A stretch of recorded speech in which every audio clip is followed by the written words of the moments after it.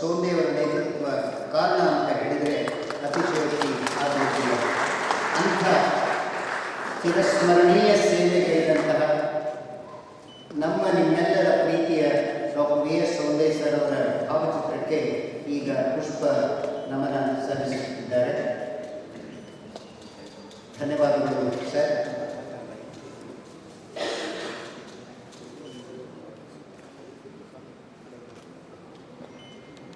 ನಮ್ಮ ಸನ್ಮಾನ್ಯ ಅಧ್ಯಕ್ಷರಲ್ಲಿ ವಿನಂತಿ ಮಾಡಿಕೊಡ್ತೇನೆ, ಇಂದಿನ ಕಾರ್ಯಕ್ರಮದ ಮುಖ್ಯ ಅತಿಥಿಗಳಾದಂಥ ಶ್ರೀಯುತ ಶಿವಕುಮಾರ್ ಸರ್ ಅವರನ್ನು ಗೌರವಿಸಬೇಕು.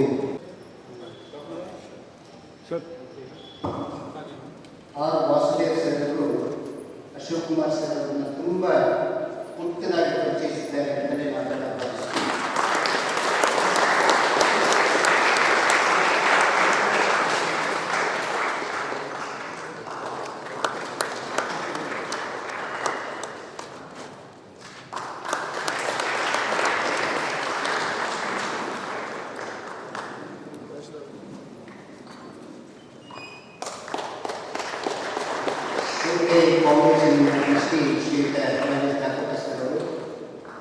ನಮ್ಮ ಇಂದಿನ ಮುಖ್ಯ ಅತಿಥಿಗಳನ್ನು ಗೌರವಿಸಿದ ತಮಗೆಲ್ಲ ಹೃತ್ಪೂರ್ವಕ ಧನ್ಯವಾದಗಳು. ಈಗ ನಾವೆಲ್ಲ ಕಾತರದಿಂದ ಕಾಯುತ್ತಿರುವಂತಹ ಸಂಪನ್ಮೂಲ ವ್ಯಕ್ತಿಗಳ ಮಾತಿಗಾಗಿ ನಾವೆಲ್ಲ ಕೈಯಾಗೋಣ. ಶ್ರೀಯುತ ಅಶೋಕ್ ಕುಮಾರ್ ಸರ್. ಇವತ್ತಿನ ದಿವಸ ನಮಗೆ ಕಳೆದಿದ್ದಕ್ಕೆ ನಿಮಗೆಲ್ಲರಿಗೂ ಒಂದು ಅದ್ಭುತ ಥ್ಯಾಂಕ್ ಯು ಅಂತ ಹೇಳಲಿಕ್ಕೆ ಇಷ್ಟಪಡ್ತೀನಿ. ಇವತ್ತಿನ ಟಾಪಿಕ್ಕಿಗೆ ಸ್ಟ್ರೇಟ್ ಹೋಗೋದಾದರೆ ನಾವು ಫುಡ್ ಆ್ಯಂಡ್ ಅಗ್ರಿಕಲ್ಚರ್ ಅಂತ ಹೇಳಿದರೆ ಅದನ್ನು ಎರಡು ಸೆಪರೇಟ್ ಆಗಿ ನೋಡಲಿಕ್ಕೆ ಆಗೋದಿಲ್ಲ. ಅಗ್ರಿಕಲ್ಚರಲ್ಲಿ ಫುಡ್ ಬರ್ತದೆ, ಆದರೆ ಅಗ್ರಿಕಲ್ಚರ್ ಫುಡ್ ಮಾತ್ರ ಫುಡ್ಡು, ಫೀಡು, ಫಾಡರು, ಫ್ಯೂಲು, ಟಿಂಬರು ಈ ಥರ ಎಲ್ಲರೂ ಕೂಡಿಸ್ಕೊಳ್ತದೆ. ಸೊ ಅಗ್ರಿಕಲ್ಚರ್ ನಮ್ಮ ಪಾರ್ಟ್ ಆಫ್ ಲೈಫ್. ನಾವು ನಮ್ಮ ಹ್ಯೂಮನ್ ಹಿಸ್ಟ್ರಿ ಎಷ್ಟಿದೆಯೋ ಅಷ್ಟೇ ಅಗ್ರಿಕಲ್ಚರ್ ಹಿಸ್ಟ್ರಿ ಕೂಡ ಇದೆ. ಸೊ ಇಲ್ಲಿ ನಾವು ನೋಡಬೇಕಾದಂಥದ್ದು ಫಸ್ಟ್ ಏನಂತ ಹೇಳಿದ್ರೆ ಅಗ್ರಿಕಲ್ಚರ್ ಪಾಸ್ಟ್ ಹಿಂದೆ ಏನಿತ್ತು ಅದು ಯಾಕೆ ನೋಡೋದು ಅಂತ ಹೇಳಿದ್ರೆ ನಾವು ಹಿಂದೆ ನಾವು ನಡೆದು ಬಂದ ದಾರಿ ಅಂತೇಳಿ ನಮ್ಗೆ ಗೊತ್ತಿರಬೇಕು ಹೇಗೆ ಬಂತು. ಸೊ ಇವತ್ತು ಯಾವ ಥರ ಇದ್ದೀವಿ, ಇನ್ನು ಮುಂದೆ ಯಾವ ಥರ ಆಗಬಹುದು, ಇಲ್ಲ ಯಾವ ಥರ ಆಗಬೇಕು, ಈ ಮೂರು ಪಾಯಿಂಟನ್ನು ಇದು ಮಾಡಿಕೊಂಡು ನಾನು ನನ್ನ ಪ್ರೆಸೆಂಟೇಷನ್ ಸ್ಟಾರ್ಟ್ ಮಾಡಿ ಈ ಪ್ಲ್ಯಾಟ್ಫಾರ್ಮಿಗೆ ನಾನು ಅಗ್ರಿಕಲ್ಚರ್ ಓದ್ತಾ ಇರಬೇಕಾದ್ರೆ ಸೋಂದೆ ಅವರನ್ನು ಸುಮಾರು ಸಲ ಮೀಟ್ ಮಾಡಿದ್ದೆ. ನಾವು ಊರಿಗೆ ಹೋಗುವಾಗ ಇದೇ ರೋಡಲ್ಲಿ ಹೋಗ್ತೀವಿ. ಸೊ ಹಾಗೆ ನಮ್ಮ ಒಬ್ಬರು ಫ್ರೆಂಡು ಅರವಿಂದ್ ಶೆಟ್ಟಿ, ವಿಶ್ವನಾಥ್ ನಾಯ್ಕ ಅಂತ ಹೇಳಿ ಅವರಿಗೆಲ್ಲ ಪರಿಚಯ, ಇವ್ರ ಮನೆಗೆ ಸಲ ಹೋಗಿ. ಸೊ ನಾನು ಅವರು ಮುಂದೆ ಕಾಲೇಜ್ ಮಾಡೋದು. ಸೊ ಇದೊಂದು ಸುಯೋಗ ಅಂತಲೇ ತಿಳ್ಕೊಳ್ತೀನಿ ನಾನು. ಅವರ ಒಂದು ಮೆಮೊರಿಯಾಗಿ ಇವತ್ತು ಈ ಲೆಕ್ಚರ್ ಕೊಡಲಿಕ್ಕೆ ನನಗೆ ಬರ್ತೀನಿ. ಸೊ ನಾವು ಹಿಸ್ಟ್ರಿಯನ್ನು ನೋಡಲಿಕ್ಕೆ ಹೋದರೆ ಹ್ಯೂಮನ್ ಇವ್ಯಾಲ್ಯೂಷನ್ನು ಅದೇ ಒಂದು ಭಾರಿ ಇಂಟ್ರೆಸ್ಟಿಂಗ್ ಸ್ಟೋರಿ. ನಮಗೆಲ್ಲರಿಗೂ ನಮ್ಮ ಪೂರ್ವಜರು ಬೇಟೆ ಮಾಡಿ ಊಟ ತಿಂಡಿ ಏನೋ ಸಿಕ್ಕಿದ್ದನ್ನು ತಿಂದು ಜೀವನ ಮಾಡ್ತಿದ್ರು. ಅದು ಹಾಗೆ ಹಾಗೆ ಬೆಳೆದು ಯಾವುದೋ ಆ್ಯಕ್ಸಿಡೆಂಟಲ್ಲಿ ಅವರು ಫೈರ್ ಮಾಡಿದ್ರು, ಅದಾದ ನಂತರ ಅಡುಗೆ ಮಾಡೋದು ಹೇಗೆ, ಬೇಯಿಸಿ ತಿಂದರೆ ಹೇಗೆ ಇದರಲ್ಲಿ ಒಂದೊಂದನ್ನೇ ಕಲ್ತ್ಕೊಳ್ಬೋದು. ಸೊ ಮೊದಲಿನ ಕಾಲದಲ್ಲಿ ನೀವು ಯೂಟ್ಯೂಬಲ್ಲೋ ಬೇರೆ ಬೇರೆ ಪುಸ್ತಕದಲ್ಲಿ ನೋಡಿದರೆ ಮನುಷ್ಯನ ಅಲ್ಲಿ ಇದರಲ್ಲಿ 5 ಗಂಟೆ 6 ಗಂಟೆ ಜಗಿಬೇಕಿತ್ತು. ಯಾಕೆಂತ ಹೇಳಿದ್ರೆ ಅವನು ಬೇಯಿಸ್ತೀವಿ. ಸೊ ಅದಕ್ಕೋಸ್ಕರ ಹೊಟ್ಟೆಯಲ್ಲಿ ಕಾಲು ಎಲ್ಲ ದೊಡ್ಡದಿತ್ತು. ಕಾಲಕ್ರಮೇಣ ನಾವು ಏನು ಅಡುಗೆ ಮಾಡಿ ಊಟ ಮಾಡಲಿಕ್ಕೆ ಶುರು ಮಾಡಿದ್ದೇವೆ, ಅದರಲ್ಲಿ ನಮ್ಮ ಲೋಡು ನಮಗೆ ಇದಕ್ಕೆ ಕಡಿಮೆ ಆಗಿ ನಮ್ಮ ಇಂಡಸ್ಟ್ರಿಯನ್ನು ಸಣ್ಣ ಆಯಿತು. ನಮ್ಮ ಜಾಬ್ಗಳೆಲ್ಲ ದೊಡ್ಡ ದೊಡ್ಡ ಜಾಬ್ಗಳು ಸಣ್ಣ ಸಣ್ಣ ಜಾಬ್ಗಳೆಲ್ಲ. ಹಾಗೆ ಇದೊಂಥರ ಒಂದು ಎವಲ್ಯೂಷನ್, ರೆವಲ್ಯೂಷನ್ ಅಂತ ಬರ್ತಿದೆ, ರೆವಲ್ಯೂಷನ್. ಸೊ ಇಲ್ಲಿ ನಾವು ನಮ್ಮ ಸ್ವಾರ್ಥಕ್ಕೋಸ್ಕರ ಏನು ಮಾಡಿದ್ದೀವಿ ಅಂತ ಹೇಳಿದರೆ ನಮಗೆ ರುಚಿ, ನಮಗೆ ಬೇರೆ ಬೇರೆ ಥರದ ಕಾಣುತ್ತೆ. ನಾವು ಬೇರೆ ಬೇರೆ ಪ್ಲ್ಯಾಂಟ್ಗಳನ್ನು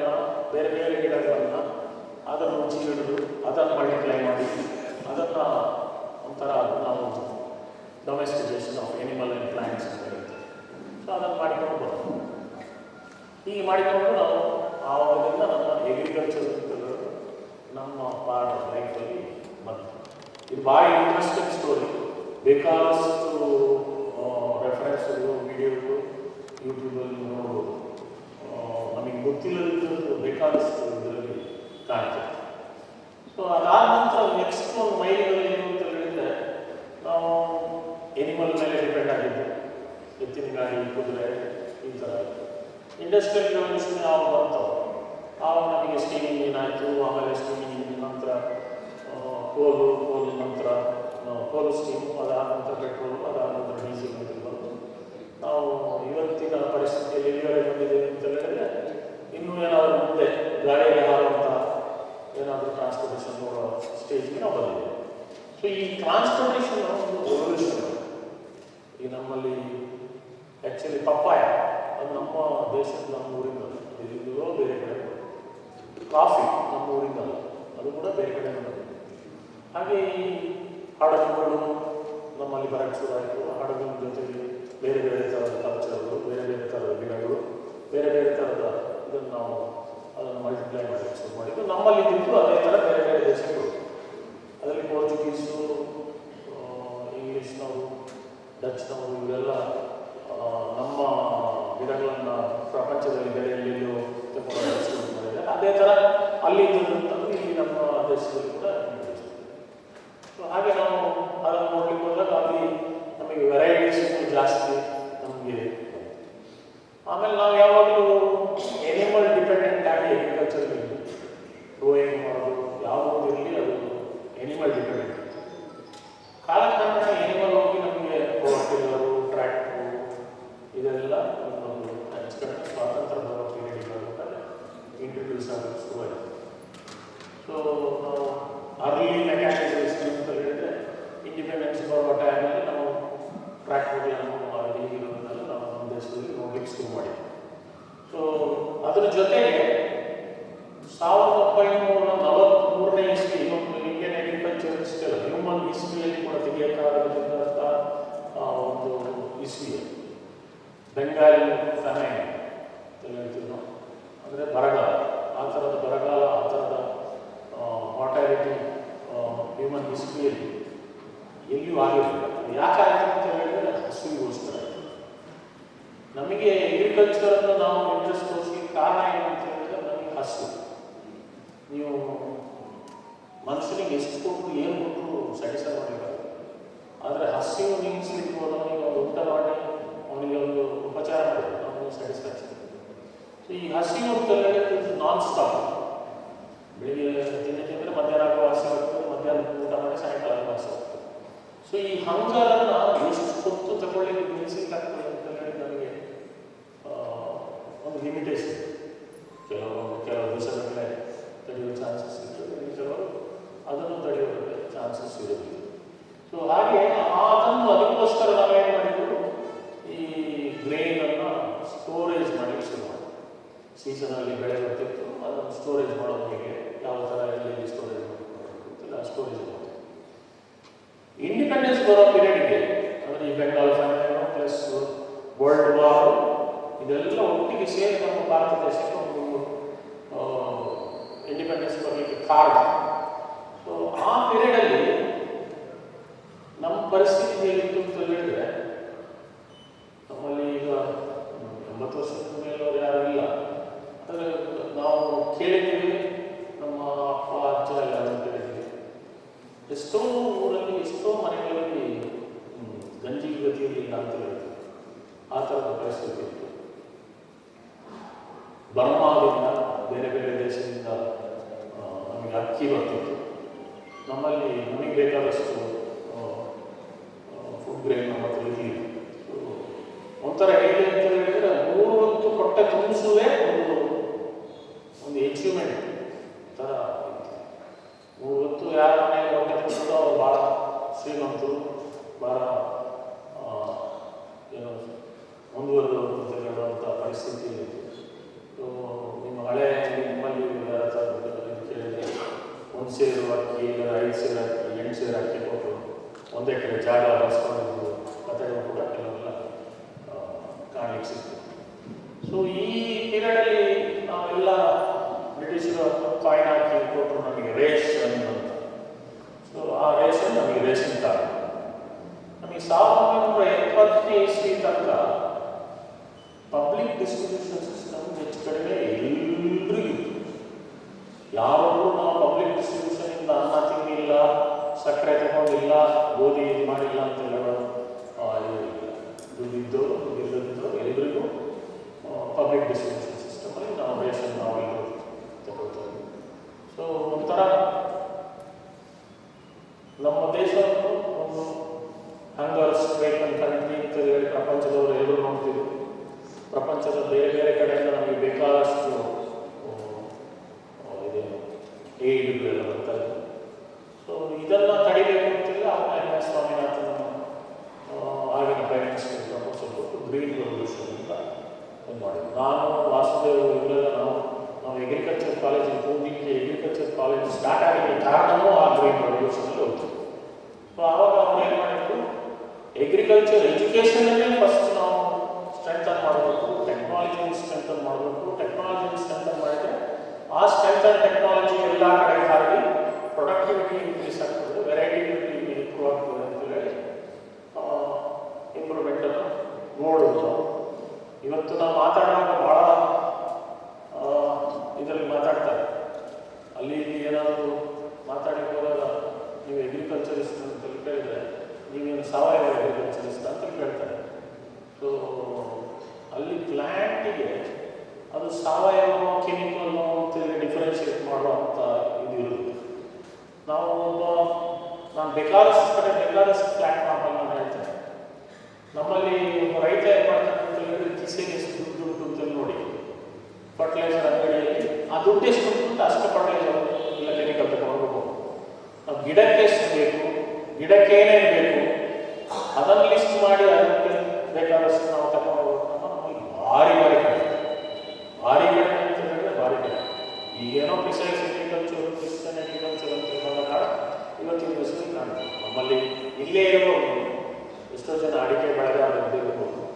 ಒಂದು ಅಡಿಕೆ ಮರ ಗಿಡಕ್ಕೆ ಎಷ್ಟು ಗೊಬ್ಬರ ಬೇಕು ಅಂತ ಹೇಳಿದ್ರೆ 10 ಜನ ಇದ್ದರೆ 10 ಜನ 10 ಬೇರೆ ಬೇರೆ ಬೇರೆ ಹೇಳ್ತಾರೆ. 10 ಜನ 20 ಥರದ ಗೊಬ್ಬರ ಹಾಕಿರ್ತಾರೆ.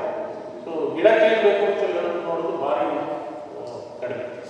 ಸೊ ನಾನು ಇದನ್ನು ಏನಕ್ಕೆ ಹೇಳ್ತಾ ಇದ್ದೇನೆ ಅಂತ ಹೇಳಿದರೆ ಟೆಕ್ನಾಲಜಿಕಲ್ ಅಡ್ವಾನ್ಸ್ಮೆಂಟು ಡೆಫಿನೆಟ್ ಆಗಿ ನಮ್ಮ ಗ್ರೀನ್ ರೆವಲ್ಯೂಷನಲ್ಲಿ ಬಂತು. ಕಲ್ಟಿವೇಷನ್ ಮಾಡಬೇಕಾದ್ರೆ ಏನು ಮಾಡಬೇಕು, ಇಂಟಿಗ್ರೇಟೆಡ್ ಪೆಸ್ಟ್ ಮ್ಯಾನೇಜ್ಮೆಂಟ್ ಹೇಗೆ ಮಾಡಬೇಕು, ಪ್ರೊಡಕ್ಟಿವಿಟಿ ಹೇಗೆ ಇನ್ಕ್ರೀಸ್ ಮಾಡಬೇಕು, ಈ ಥರದನ್ನೆಲ್ಲ ನಾವು ನಮ್ಮ ದೇಶದಲ್ಲಿ ಕಂಡು. ಸೊ ಅದಾದಮೇಲೆ ಇನ್ನೊಂದು ದೊಡ್ಡ ಒಂದು ರೆವಲ್ಯೂಷನ್ ಆದ ದಿವಸ ಇಂಡಿಯಾಕ್ಕೆ ಇಂಡಿಪೆಂಡೆನ್ಸ್ ಬಂದಷ್ಟೇ ಇಂಪಾರ್ಟೆಂಟ್ ದಿವಸ ಅಂತ ಹೇಳಿ ನಾವು LPG ಅಂತ ಹೇಳ್ತೇವೆ, ಲಿಬರಲೈಸೇಷನ್, ಪ್ರೈವೇಟೈಸೇಷನ್ ಆ್ಯಂಡ್ ಗ್ಲೋಬಲೈಸೇಷನ್. 1992ರಲ್ಲಿ ಅದಾದಾಗ ನಮಗೆಲ್ಲರಿಗೂ ನಾವೊಂದು ಆದ್ಮಿ ಹಿಡಿದು ಕೂತ ದೇಶದಿಂದ ಬಿಟ್ಟು ಹೊರಗೆ ಓಪನ್ ಆಗಿ ನಾವು ಹೊರಗಿನ ದೇಶಗಳು ಅಂತ ಆಯಿತು. ನಾವು ಹೊರಗಿನ ದೇಶಕ್ಕೆ ಏನು ಬೇಕು ಅದನ್ನು ಇಲ್ಲಿಂದ ಕಲಿಸುವಾಗ ಆಯಿತು, ಅಲ್ಲಿಂದ ತರುವಂಥದ್ದು. ಈ ಲಿಬರಲೈಸೇಷನ್ ಏರಿಯಾದಲ್ಲಿ ನಾವು ಅಗ್ರಿಕಲ್ಚರಲ್ಲಿ ಕೂಡ ಬೇಕಾದಷ್ಟು ನಾವು ಇಂಪ್ರೂವ್ಮೆಂಟ್ಗಳನ್ನು ನೋಡಿದ್ದೀವಿ. ಅದು ಎಸ್ಪೆಷಲಿ ನಾವು ಅಗ್ರಿಕಲ್ಚರ್ ಬೇರೆ ಬೇರೆ ದೇಶದಿಂದ ಕಾಪಿ ಮಾಡಿದ್ದೀವಿ. ಡೈರಿ ಸೈನ್ಸಲ್ಲಿ ಕೂಡ ನಾವು ಮೀಟ್ ಪ್ರೊಡಕ್ಷನ್ ಇನ್ಕ್ರೀಸ್ ಮಾಡಬೇಕು ಅಂತ ಹೇಳಿ ಅನ್ಫಾರ್ಚುನೇಟ್ಲಿ ಕ್ರಾಸ್ ಬ್ರೀಡಿಂಗ್ ಅಂತ ಹೆಪಜಾರ್ಡ್ ಆಗಿ ಹಾಳು ಮಾಡಿಕೊಂಡು ಈ ಥರದ್ದೆಲ್ಲ ಬೇರೆ ಬೇರೆ ಬೇರೆ ಬೇರೆ ಬೇರೆ ಥರದ ಇದನ್ನೆಲ್ಲ ನಾವು ಮಾಡಿದ್ವಿ. 92ನೇ ಇಸ್ವಿ ನಂತರ ನಮಗೆ ನಮ್ಮ ದೇಶದಿಂದ ನಮಗೆ ಎಕ್ಸ್ಪೋರ್ಟ್ ಮಾಡಲಿಕ್ಕೆ ಪರ್ಮಿಷನ್ ಬಂತು, ಇಂಪೋರ್ಟ್ ಮಾಡಲಿಕ್ಕೆ ಪರ್ಮಿಷನ್ ಬಂತು. ಈ ಸಿರ್ಸಿಂದ ಊಟಕ್ಕೆ ಹೋಗ್ಬೇಕಾದ್ರೆ ಇಲ್ಲದ್ರೆ ನಮ್ಮಲ್ಲಿ ಮಡಿಕೆಯಿಂದ ಇದಕ್ಕೆ ಹೋಗ್ಬೇಕಾದ್ರೆ ಇದ್ದ ರೇಷನ್ನು, ಗೇಟು ಇದನ್ನೆಲ್ಲ ತೆಗೆದಾಕಿ ಫ್ರೀಡಮ್ ನಮಗೆ ಟೋಟಲ್ ಫ್ರೀಡಮ್ ಸಿಗೋಕ್ಕೆ ಶುರುವಾಗಿ 90ನೇ ಇಸ್ವಿ ನಂತರ. 70ನೇ ಇಸ್ವಿ 60ನೇ ಇಸ್ವಿಯಲ್ಲಿ ನಾವು ಯಾರಾದರೂ ನಮ್ಮ ರಿಲೇಟಿವ್ ಮನೆಗೆ ಒಂದು 5 kg ಅಕ್ಕಿ ಕೊಡಬೇಕು ಅಂತ ಹೇಳಿದ್ರೆ ಅಂಬಾಸಿಡರ್ ಕಾರಣ ಸೀಟ್ನ ಕೆಳಗಡೆ ಹಾಕಿ ಹೋಗ್ತೀವಿ. ಎಷ್ಟು ಜನ ನೆನಪಿದೆಯೋ ಇಲ್ಲೋ ಗೊತ್ತಿಲ್ಲ, ಮತ್ತು ಇವತ್ತು ನಾನು ನೆನೆಸ್ತೇನೆ. ಯಾರಿಗಾದ್ರೂ ತಗೊಂಡು ಒಂದು 5 kg ಒಳ್ಳೆ ಅಕ್ಕಿ ಊಟ ಮಾಡಲಿಕ್ಕೆ ತಗೊಂಡು ಹೋಗಬೇಕು ಅಂತ ಅದನ್ನು ಹೋಗ್ತಾರೆ, ಕದ್ದು ತಗೊಂಡೋದನ್ನೇ ತಗೊಂಡು ಹೋಗೋ ಪರಿಸ್ಥಿತಿ ಇತ್ತು. ಮತ್ತು ಈ ದೇಶದಲ್ಲಿ ಆವಾಗಿನ ಟೈಮಲ್ಲಿ ಈ ಟ್ಯಾಕ್ಸಸ್ ಹೈಯೆಸ್ಟ್ ಕಲೆಕ್ಟ್ ಆಗ್ತಾ ಇದ್ದದ್ದು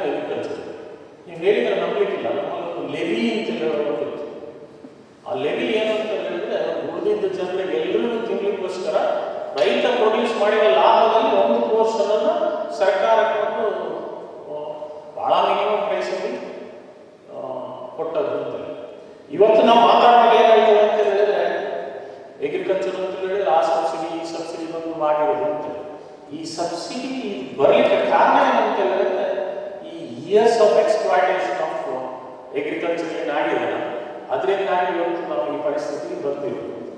ಸೊ ನೆಕ್ಸ್ಟ್ ಸ್ಲೈಡ್. ಸೊ ಈಗ ನಾವು ಮಾತಾಡ್ತಾ ಇದ್ದು ನಮಗೆ ಏನು ರಿಕ್ವೈರ್ಮೆಂಟು ಫುಡ್ ಡೈರೆಕ್ಟ್ ಯಾವ ಥರ ರಿಕ್ವೈರ್ಮೆಂಟ್ ಇತ್ತು. ನಮ್ಮ ಅರ್ಲಿ ಹಿಸ್ಟ್ರಿ ಅಂದರೆ 70ನೇ ಇಸ್ವಿ ಗ್ರೀನ್ ರೆವಲ್ಯೂಷನ್ ಮೊದಲು ನಿಮಗೆ ಮೂರು ಕಥೆ ಗೊತ್ತಿದೆ. ಅಕ್ಕಿ, ಗೋಧಿ, ಸಕ್ಕರೆ. ಇವತ್ತು ಈ ಅಕ್ಕಿ, ಗೋಧಿ, ಸಕ್ಕರೆ ನಮಗೆ ತಿನ್ನಿಸಿ ಈಗಿನ ಹೊರಗಡೆ ನಾವು ಹೊರಗಿಂದವ್ರು ಬೇಕಾದಷ್ಟೇ ಈ ಇದು ಮೂರು ತಿಂದು ನಮ್ಮಲ್ಲಿ ಇಂಥ ನ್ಯೂಟ್ರಿಷನ್ ಇಂಬ್ಯಾಲೆನ್ಸ್ ಆಗಿ ನಾವು ಒಂದು diabetes capital of the world, ಒಂದು ಇದನ್ನು ಯಾವುದು obesity capital of the world ಆಗಲಿಕ್ಕೆ ಕಾರಣ ಈ ಫುಡ್ ಒಂದು ಫುಡ್ ಪ್ಯಾಟರ್ನ್. ಅದಾದ್ಮೇಲೆ ನೆಕ್ಸ್ಟ್ ನೀವು ನೋಡಿದರೆ ಒಂದು ಶಿಫ್ಟ್ ಆಗಿ ಶುರು. ನಾವೆಲ್ಲ ಕಾಲೇಜಿಗೆ ಬರುವಷ್ಟು ಒಂದು 70ನೇ ಇಸ್ವಿ 80ನೇ ಇಸ್ವಿಯಲ್ಲಿ ಬ್ಯಾಲೆನ್ಸ್ ಡಯಟ್ ತಿನ್ನಬೇಕು, ಅನ್ನ ಜೊತೆಗೆ ಬೇರೆ ತರಕಾರಿ ತಿನ್ನಬೇಕು, ಮೊಟ್ಟೆ ತಿನ್ನಬೇಕು, ಹಾಲು ಕುಡಿಬೇಕು, ಹೀಗಿರೋದನ್ನೆಲ್ಲ ನಾವು ನೋಡಿದ್ವಿ. ಅದೆಲ್ಲ ಕಳೆದು ಇವತ್ತಿನ ಟ್ರೆಂಡ್ ಏನಿದೆ ಅಂತ ಹೇಳಿದ್ರೆ ಇವತ್ತಿಗೆ ನಮ್ಮ ಮಕ್ಕಳು ನಾವು ಏನು ಊಟ ಮಾಡ್ತೀವಿ ಅಂತ ಹೇಳಿದ್ರೆ ಎಷ್ಟು ಕ್ಯಾಲರಿ ಊಟ ಮಾಡ್ತೀವಿ ನಾವು, ಆ ಕ್ಯಾಲರಿಯಲ್ಲಿ ಏನೇನು ಇದೆ, ಏನು ಬೇಕು ಅಂತ ಹೇಳಿದ್ರೆ ನಮಗೆ ಗೊತ್ತಿಲ್ಲ. ನಮ್ಮ ಮಕ್ಕಳು ಮೊಮ್ಮಕ್ಕಳಿಗೆ ಇವತ್ತು ಅವರಿಗೆ ಗೊತ್ತು. ಇವತ್ತು ಒಂದು ಮೊಬೈಲ್ ಆ್ಯಪ್ ಅಂತ ತಗೊಂಡು ಈ ಒಂದು ಊಟದ ಫೋಟೋ ತೆಗೆದರೆ ಅದರಲ್ಲಿ ಇಷ್ಟು ಅಂಶಗಳು, ಇಂಥದ್ದು ಇಷ್ಟು ಕ್ಯಾಲರಿ ಇದೆ, ಇದು ಇಷ್ಟು ನೀವು ಇವತ್ತು ಬೆಳಗಿನ ಸಾಯಂಕಾಲವರೆಗೆ ತಿಂದಿದ್ದೀರಾ, ಪ್ರತಿ ಬೆಳಗ್ಗೆ ಮಧ್ಯಾಹ್ನ ಸಾಯಂಕಾಲ ಊಟ ಮಾಡಿದಾಗೆಲ್ಲ ಒಂದು ಫೋಟೋ ತೆಗೆದರೆ ಸಾಯಂಕಾಲ ನಾವು ಇಂತಿಷ್ಟು ಕ್ಯಾಲರಿ ತಿಂದಿದ್ದೀವ, ಇಂತಿಷ್ಟು ಕ್ಯಾಲರಿ ತಿನ್ನಬೇಕಿತ್ತು, ಇಷ್ಟು ಎಕ್ಸೈಸ್ ತಿಂದಿದ್ದೀವಿ ಅಂತ ಹೇಳೋ ಪರಿಸ್ಥಿತಿ ಎಲ್ಲ ಇವತ್ತಿದೆ. ಸೊ ಇದು ನಮ್ಮ ಇವತ್ತಿನ ಆಹಾರದ ಒಂದು ಸ್ಟೇಜಿಗೆ ನಾವು ಬರ್ತಾ ಇದ್ದೇವೆ. ಇನ್ನೂ ಮುಂದೆ ಹೋಗುವ ಚಾನ್ಸಸ್ ಇದೆ. ನೆಕ್ಸ್ಟ್ ನಮ್ಮಲ್ಲಿ ನಾನು ಯಾರು ಸರ್ಕಾರದವರಿಗೆ ಯಾರಾದರೂ ತಮಾಷೆ ಮಾಡಲಿಕ್ಕೂ ಅಲ್ಲ ಅವರ ಕಾಲೇಜಿಗೆ ಹೇಳೋದಿಲ್ಲ. ನಮಗೆ ಭಾಳ ಚಂದವಾಗಿ ನಾವು ಡೇಟಾವನ್ನು ತೋರಿಸ್ತೀವಿ.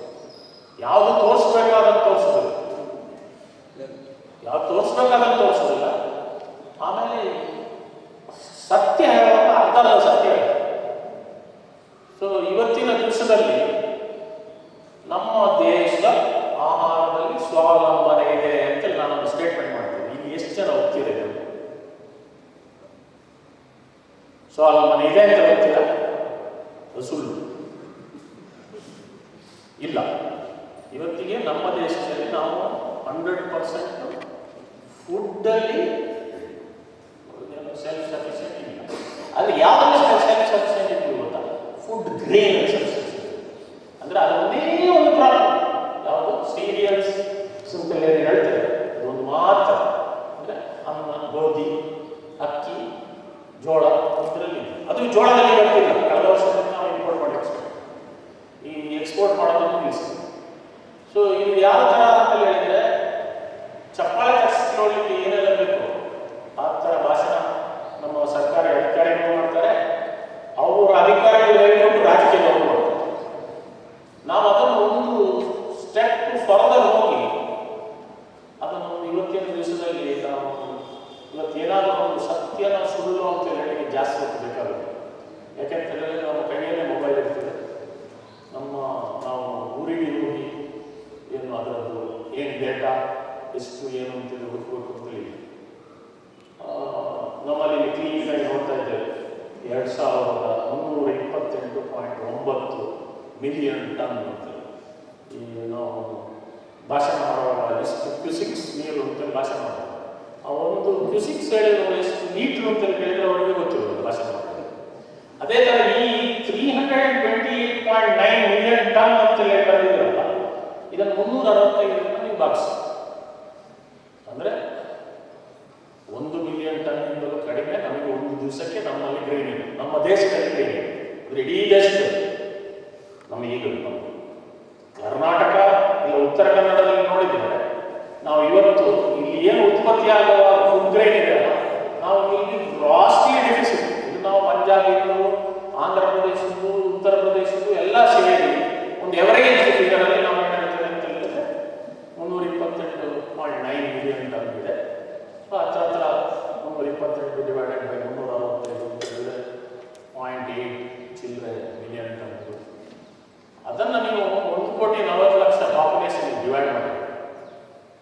ಒಂದು 500 ಗ್ರಾಮ್ ಚಿತ್ರ ಬರ್ತದೆ. ಈ 500 ಗ್ರಾಮಲ್ಲಿ ಏನೆಲ್ಲ ಆಗಬೇಕು ಅಂತ ಹೇಳಿದ್ರೆ, ಬೀರ್ ಕುಡಿಯೋನಿಗೆ ಬೀರ್ ಆಗಬೇಕು, ವಿಸ್ಕಿ ಕುಡಿಯೋನಿಗೆ ವಿಸ್ಕಿ ಆಗಬೇಕು, ದನಕ್ಕೆ ಫೀಡ್ ಆಗಬೇಕು, ಕುರಿಗೆ ಫೀಡ್ ಆಗಬೇಕು, ಇನ್ನು ಯಾವ್ಯಾವ ಇದಕ್ಕೆ ಸ್ಟಾರ್ಚ್ ಆಗಬೇಕು, ಎಲ್ಲ ಆಗಿ ನಮಗೆ ತಿನ್ನಲಿಕ್ಕೆ ಎಷ್ಟು ಬೇಕಾಗುತ್ತೆ ಅಂತ ಹೇಳಿದ್ರೆ ಒಂದು 180 ಗ್ರಾಮ್ 200 ಗ್ರಾಮ್ ಬೇಕಾಗುತ್ತೆ. ಸೊ ನಾವು ಒಂದೇ ಒಂದು ಐಟಮ್ ಅನ್ನು ಇಟ್ಕೊಂಡು India is surplus in food ಅಂತ ಹೇಳಿದ್ರೆ, ಅವ್ರು ಯಾರಾದರೂ ಭಾಷಣ ಮಾಡಿದ್ರೆ ಅವ್ರನ್ನ ದಯವಿಟ್ಟು ನಿಲ್ಲಿಸಿ ಹೇಳಿ ಅವರು, ಇದು ತಪ್ಪು ನೀವು ಹೇಳ್ತಾ ಇರೋದು, ಇವತ್ತಿಂದ ಇದನ್ನು ನಿಲ್ಲಿಸಿ ಅಂತ ಹೇಳೋದು. ಅದು ಹೇಳಿಲ್ಲ ಅಂತ ಹೇಳಿದ್ರೆ ನಮಗೆ, ನಮ್ಮ ನೆಕ್ಸ್ಟ್ ಜನರೇಷನ್ಗೆ ಅವ್ರಿಗೆ ಇನ್ನೂ ಅರ್ಥ ಆಗೋಲ್ಲ, ಇನ್ನೂ ಹೀಗೆ ಭಾಷಣ ಮಾಡ್ತಾರೆ. ಸೊ ಇದರಲ್ಲೆಲ್ಲ ಫಿಗರ್ಗಳೆಲ್ಲ ಕಾಣ್ತದೆ. ಇನ್ನೊಂದು GDP ಅಂತ ಹೇಳುವ ಒಂದು ಶಬ್ದ ಈ ಒಂದು ಕೆಲವು ವರ್ಷಗಳ ನಂತರ 92ನೇ ಇಸ್ವಿ ನಂತರ GDP ಅಂತ ಹೇಳುವ ಶಬ್ದಕ್ಕೆ ನಾವು ಭಾರಿ ಒಂದು ಒತ್ತು ಕೊಡ್ತೀವಿ. ಗ್ರಾಸ್ ಡೊಮೆಸ್ಟಿಕ್ ಪ್ರಾಡಕ್ಟ್ ಅಂತ ಹೇಳುವ ಒಂದು ಶಬ್ದವನ್ನು ಆ GDP ಅಂತ ಮಾತಾಡುವಾಗ ಇಲ್ಲಿ ಹೆಚ್ಚು ಜನರಿಗೆ GDP ಏನು ಅಂತ ಹೇಳಿ ಕೇಳಿದ್ರು ಗೊತ್ತಿರುವುದಿಲ್ಲ. ಸೊ ನಾವು ಈಗ ಒಂದು ಕೆಲಸ ಮಾಡೋಣ, ಆ GDPಯನ್ನು 400 ಭಾಗವಾಗಿ ಮೇಜರ್ ಆಗಿ ಡಿವಿಷನ್ ಮಾಡಿದ್ದಾರೆ. Agriculture, manufacturing, services. 50ನೇ ಇಸ್ವಿಯಲ್ಲಿ ನೋಡಿ, ಆ ನೀಲಿ ಬಣ್ಣದ ಕಂಬ 50% ಮೇಲೆ, ಅದು ಹಾಗೆ ಹಾಗೆ ಹಾಗೆ ಕಡಿಮೆ ಆಗಿ 23-24ಕ್ಕೆ 14% ಹತ್ರ ಬಂದಿದೆ. 15.4 ಅಂತ ಹೇಳ್ತಾರೆ, ಇನ್ನೂ ಕಡಿಮೆ ಬಂದಿದೆ. ಅದೇ ಥರ ಮ್ಯಾನುಫ್ಯಾಕ್ಚರಿಂಗ್ ಅಂತ ಹೇಳಿದ್ರೆ ಎನಿ ಇಂಡಸ್ಟ್ರಿಯಲ್ ಮ್ಯಾನುಫ್ಯಾಕ್ಚರಿಂಗ್ ಪ್ರೊಸೆಸ್ ಅದು ಗ್ರೋತ್ ಆಗಿದೆ, ಬಟ್ ಅಂಥ ಗ್ರೋತ್ ಆಗಿದೆ. ಸೊ ಅದೇ ನೆಕ್ಸ್ಟ್ ಸರ್ವಿಸಸ್ ಅಂತ ಹೇಳಿದ್ರೆ, ಸರ್ವಿಸಸ್ಗೆ ನೀವೆಲ್ಲರೂ ಈಗ ಇನ್ಕ್ಲೂಡೆಡ್, ಬ್ಯಾಂಕಿಂಗು ಅದು ಒಂದು ಸರ್ವಿಸ್, ಇನ್ಶೂರೆನ್ಸು ಒಂದು ಸರ್ವಿಸ್, ಆಸ್ಪತ್ರೆನೂ ಸರ್ವಿಸ್. ಅಂದರೆ ಜಾಸ್ತಿ ಆಸ್ಪತ್ರೆ ಮಾಡಿದ್ದೇವೆ, ಜಾಸ್ತಿ ಆಸ್ಪತ್ರೆಯಲ್ಲಿ ಬಿಲ್ ಆಗ್ತದೆ, ಜಾಸ್ತಿ ಜನ ಕಾಯಿಲೆ ಬಂದಿದ್ದಾರೆ ಅಂತ ಹೇಳಿದ್ರೆ ದೇಶ ಉದ್ಧಾರ ಆಗ್ತಾ ಇದೆ ಅಂತ ಹೇಳಿದಾಗ, ಅಂದರೆ ನಾನೊಂದು ಏನಕ್ಕೆ ಹೇಳ್ತಾ ಇದ್ದೇನೆ ಅಂತ ಹೇಳಿದ್ರೆ, GDPಯಲ್ಲಿ ನಾವು ಮುಂದೆ ಹೋಗಿದ್ದೇವೆ ಅಂತ ಹೇಳಿದ್ರೆ ಅದೊಂದು ಈ ದೇಶ ಮುಂದೆ ಹೋಗ್ತಾ ಇದೆ, ಇಲ್ಲ ನಾವು ಅಗ್ರಿಕಲ್ಚರ್ ಇನ್ನೊಂದು ಹಿಂದೆ ಬಿದ್ದಿದ್ದೇವೆ, ಅದರಲ್ಲಿ ಮುಂದೆ ಹೋಗಿದ್ದೇವೆ ಅಂತ ಹೇಳಿದ್ರೆ ಚಪ್ಪಾಳೆ ತಟ್ಟಬಾರ್ದು. ಅದರ ಒಳಗಡೆ ಏನಿದೆ ಅಂತ ನೋಡಿ. ನಮ್ಮ ದೇಶದಲ್ಲಿ ಸುನಾಮಿ ಬಂದಾಗ ಸರ್ವಿಸಸ್ ಸೆಕ್ಟರ್ 11%, 12% ಗ್ರೋತ್ ಆಗಿದೆ. ಯಾಕೆ ಅಂತ ಹೇಳಿದ್ರೆ ಅಷ್ಟು ಡಿಸ್ಟ್ರಕ್ಷನ್ ಆಯಿತು. ಆ ಡಿಸ್ಟ್ರಕ್ಷನ್ ಅನ್ನೋದನ್ನೆಲ್ಲ ರೀಬಿಲ್ಡ್ ಮಾಡಬೇಕಾಗಿತ್ತು. ಆ ರೀಬಿಲ್ಡ್ ಮಾಡಲಿಕ್ಕೆ ಅಷ್ಟಲ್ಲಿ ಏನು ಅಷ್ಟು ಸರ್ವಿಸಸ್ಗಳನ್ನು ಯೂಸ್ ಮಾಡಬೇಕಾಗಿತ್ತು. ಸೊ ಈ ಥರ ನಾವು ನೋಡ್ಲಿಕ್ಕೆ ಹೋದಾಗ GDP ಅಂತ ಹೇಳಿದ್ರೆ ಒಂದು ಮೆಷರ್ಮೆಂಟ್ ಅಲ್ಲ. ಸೊ ಅದನ್ನು ನಾನು ಪುನಃ ಇಲ್ಲಿ ಕೆಳಗಡೆ ನಮ್ಮ ಅಗ್ರಿಕಲ್ಚರ್ GDPಯಲ್ಲಿ ಅಗ್ರಿಕಲ್ಚರ್ ಪ್ರೊಡಕ್ಷನ್ ಯಾವ ಥರ ಬಂದಿದೆ ಅಂತ ಹಾಕಿದ್ದೀನಿ. ಕೆಳಗಡೆ ವೀಟ್ ಎಷ್ಟು, ರೈಸ್ ಎಷ್ಟು, ಪಲ್ಸ್ ಎಷ್ಟು, ಆಯಿಲ್ ಸೀಡ್ ಎಷ್ಟು. ಈಗ ನಾವು ಹಿಂದೆ ನೋಡೋದು ಏನಂತಂದ್ರೆ, ನಾವು ಫುಡ್ ಗ್ರೈನಲ್ಲಿ ಸರ್ಪ್ಲಸ್ ಇದ್ದೇವೆ, ದೇಶದಲ್ಲಿ ಸರ್ಪ್ಲಸ್ ಇದ್ದೇವೆ ಅಂತೇಳಿ. ಕರ್ನಾಟಕ ಸರ್ಪ್ಲಸ್ ಇದೆ, ಇಲ್ಲ ಸಿರ್ಸಿ ಸರ್ಪ್ಲಸ್ ಇದೆ, ಇಲ್ಲ ಇಂಥ ಡಿಸ್ಟ್ರಿಕ್ಟ್ ಸರ್ಪ್ಲಸ್ ಇದೆ ಅಂತೇಳಿ ಇಲ್ಲ, ದೇಶ ಇಡೀ ಸೇರಿದ ಸರ್ಪ್ಲಸ್ ಇದೆ. ಅದರ ಗ್ರೋತ್ ಕರ್ವ್ ನೋಡ್ಲಿಕ್ಕೆ ಹೋದ್ರು ಕೂಡ ಆ ಗ್ರೋತ್ ಕರ್ವ್ ಏನೊಂದು ವರ್ಷದಿಂದ ವರ್ಷಕ್ಕೆ ಭಾರಿ ಒಂದು ಇಂಪ್ರೂವ್ಮೆಂಟ್ ಆಗಿದೆ ಅಂತ ಹೇಳಿದ್ರು. ಎಲ್ಲ ಕಡೆ ನಾವು ನೋಡ್ತೀವಿ GDP ಅಂತೇಳಿ. ಈ ವರ್ಷ 10 ರೂಪಾಯಿ ಇದ್ದು ಬರೋ ವರ್ಷ 12 ರೂಪಾಯಿ ಆದರೆ ಗ್ರೋತ್ ಆಯಿತು ಅಂತ ಹೇಳಿ. ಸೊ ಅದು ಮೀನಿಂಗ್ಲೆಸ್. ಸೊ ಇಲ್ಲಿ ನಾವು ಫುಡ್ ಗ್ರೈನ್ ಅನ್ನು ನೋಡ್ಲಿಕ್ಕೆ ಹೋದ್ರೆ, ಫುಡ್ ಗ್ರೈನ್ ಇಷ್ಟು ಮಿಲಿಯನ್ ಟನ್ ಆಯಿತು, ಪರ್ ಏಕರ್ ಪ್ರೊಡಕ್ಟಿವಿಟಿ ಇಷ್ಟಾಯಿತು, ರೈಸ್ ಪ್ರೊಡಕ್ಷನ್ ಇಷ್ಟಾಯಿತು, ಪಲ್ಸಸ್ ಪ್ರೊಡಕ್ಷನ್ ಇಷ್ಟಾಯಿತು, ಆಯಿಲ್ ಸೀಡ್ ಪ್ರೊಡಕ್ಷನ್ ಇಷ್ಟಾಯಿತು. ಸೊ ಇಲ್ಲಿ ಈ 4 ಮೇಜರ್ ಐಟಮ್ಗಳನ್ನ ಏನು ನಾವು ಅಗ್ರಿಕಲ್ಚರ್ ಐಟಮ್ಗಳನ್ನು ನೋಡ್ಕೊಳ್ಳಿಕ್ಕೆ ಹೋದರೆ, ಪಲ್ಸಸ್ಸಲ್ಲಿ ನಾವು ಡಿಫಿಸಿಟ್. ನಾವೇನೋ ತಿಳ್ಕೊಂಡಿದ್ದೀವಿ ಗುಲ್ಬರ್ಗದಲ್ಲಿ, ಇಲ್ಲ ಮಧ್ಯಪ್ರದೇಶದಲ್ಲಿ, ಇಲ್ಲ ಮಹಾರಾಷ್ಟ್ರದಿಂದ ನಮಗೆ ಬೇಕಾದಷ್ಟು ದಾಲ್ ಬರ್ತದೆ, ಏನು ತೊಂದರೆ ಇಲ್ಲ ಅಂತ. ಬಟ್ ಅದು ಫ್ಯಾಕ್ಟ್ ಅಲ್ಲ. ನಮ್ಮ ದೇಶ ಕಾಳುಗಳಲ್ಲಿ ಎಸ್ಪೆಷಲಿ ಪ್ರೋಟೀನ್ ನಮಗೆ ಬರೋದು ಅದರಲ್ಲಿ ಡಿಫಿಸಿಟ್ ಇದೆ. ನಾವು 10-20% ಹತ್ರ ಇಂಪೋರ್ಟ್ ಮಾಡ್ತೀವಿ. ಇದನ್ನು ಯಾರು ಎಲ್ಲೂ ಭಾಷೆ ಹೇಳೋದು. ಅದೇ ಥರ ಆಯಿಲ್ಸ್ ನಮಗೆ ಎಷ್ಟು ಜನರಿಗೆ ಗೊತ್ತಿದೆಯೋ ಇಲ್ಲೋ ಗೊತ್ತಿಲ್ಲ. ನಮ್ಗೆ ಬೇಕಾಗಿರೋ 30 ml ಆಯಿಲ್ ದಿವಸಕ್ಕೆ. ಆ 30 ml ಆಯಿಲಲ್ಲಿ 15 ml ಆಯಿಲ್ ಕೂಡ ನಮ್ಮ ದೇಶದಲ್ಲಿ ನಾವು ಪ್ರೊಡ್ಯೂಸ್ ಮಾಡ್ತೀವಿ. ಅದನ್ನು ನಾವು ಇಂಪೋರ್ಟ್ ಮಾಡ್ತೀವಿ. ನಾವು ಇದನ್ನೇ ನೋಡ್ಲಿಕ್ಕೆ ಹೋದ್ರೆ ಒಂದು 20-30 ವರ್ಷದ ಹಿಂದೆ ಇಲ್ಲ ಒಂದು 50 ವರ್ಷದ ಹಿಂದೆ ನಾವು ಒಂದು ಹಳ್ಳಿ ಒಂದು ಊರು ಅಂತ ಹೇಳಿದರೆ ನಮ್ಮ ಊರಿನಲ್ಲಿ ನಮ್ಮ ಎಣ್ಣೆ, ನಮ್ಮ ಊರಿಂದೇ ಅಕ್ಕಿ, ನಮ್ಮ ಊರಿಂದೇ ಕಾಳು, ನಮ್ಮ ಊರಿಂದೇ ತರಕಾರಿ ಎಲ್ಲ ಇದೆ. ಈ ಟ್ರಾನ್ಸ್ಪೋರ್ಟೇಷನು, ಈ ಮೆಕ್ಯಾನೈಸೇಷನು, ಈ ಲಾರ್ಜ್ ಸ್ಕೇಲ್ ಇದೆಲ್ಲಾಗಿ ಅದನ್ನೆಲ್ಲ ನಮ್ಮಲ್ಲಿ ಇದನ್ನೆಲ್ಲ ಡಿಸ್ಕಂಟಿನ್ಯೂ ಮಾಡಿದ್ವಿ. ನಾವು ಇವಾಗ ಇಲ್ಲಿಗೆ ನೋಡ್ತೀವಿ. ಅಕ್ಕಿ ಬರಬೇಕು ಅಂತ ಹೇಳಿದ್ರೆ ಗಂಗಾವತಿಯಿಂದ ಬರಬೇಕು, ನಮಗೆ ದಾಲ್ ಬರಬೇಕು ಅಂತ ಹೇಳಿದ್ರೆ ಗುಲ್ಬರ್ಗದಿಂದ ಬರಬೇಕು. ಮೊದಲಿನ ಕಾಲದಲ್ಲಿ ನಾವೆಲ್ಲ ಇಲ್ಲಿ ಈಗ ಗುಂಟಲ್ಲಿ ಹೋಗ್ಬೇಕಂದ್ರೆ ಉದ್ದು, ಹಸಿರು ಎಲ್ಲ ಸಮ್ಮರಲ್ಲಿ ಬೆಳಿತೀವಿ. ಈಗ ಒಂದು ಊರು ಬೆಳಿಲಿಕ್ಕೆ ಹೋಗೋದಿಲ್ಲ. ಸೊ ಯಾಕೆ ಬೆಳಿಲಿಕ್ಕೆ ಹೋಗೋದಿಲ್ಲ, ಯಾಕೆ ಅಂತ ಹೇಳಿದ್ರೆ ನೆಕ್ಸ್ಟ್ ಇದಕ್ಕೆ ನೋಡಿ. ಸೊ ಓವರಾಲ್ ಏನು ಅಂತ ಹೇಳಿದ್ರೆ ಯಾರಾದರೂ ಏನಾದರೂ ಹೇಳಿ ನಮ್ಮ ದೇಶ ಸರ್ಪ್ಲಸ್ ಇನ್ ಫುಡ್ ಗ್ರೈನ್ಸ್, ನಾವು ಸರ್ಪ್ಲಸ್ ಆಗಿದ್ದೇವೆ, ನಾವೊಂದು ಮುಂದುವರಿದ ದೇಶ ಆಗ್ತಾ ಇದ್ದೇವೆ, ಟೋಟಲ್ ಓವರಾಲ್ ಆಗಿರ್ಬೋದು. ನಮ್ಮ ಇದೇನು ದುಡ್ಡಿನ ವಿಷಯದಲ್ಲಿ ಲೆಕ್ಕ ಹಾಕಿದ್ರೆ ಬಟ್ ಇವತ್ತಿನ ದಿವಸದಲ್ಲಿ ನಾವು ನಮಗೆ ಬೇಕಾದಂಥ ಆಹಾರ ಪದಾರ್ಥಗಳು, ಫುಡ್ ಗ್ರೈನ್, ಟೋಟಲ್ ಫುಡ್ಡನ್ನು ನಾವು ನಮ್ಮಲ್ಲಿ ಬೆಳೆದುಕೊಳ್ಳುವಂಥ ಪರಿಸ್ಥಿತಿಯಲ್ಲಿ ನಾವು ಇಲ್ಲ. ಸೊ ಇದು ಫ್ಯಾಕ್ಟ್. ಸೊ ನೆಕ್ಸ್ಟ್ ಏನಾಗ್ತದೆ ಇದನ್ನು ಇನ್ನೊಂದು ಸ್ವಲ್ಪ ಪ್ರೆಸ್ ಮಾಡಿ. ಇದೊಂದು ವಿಡಿಯೋ ನೋಡಿ. ಒಲೆ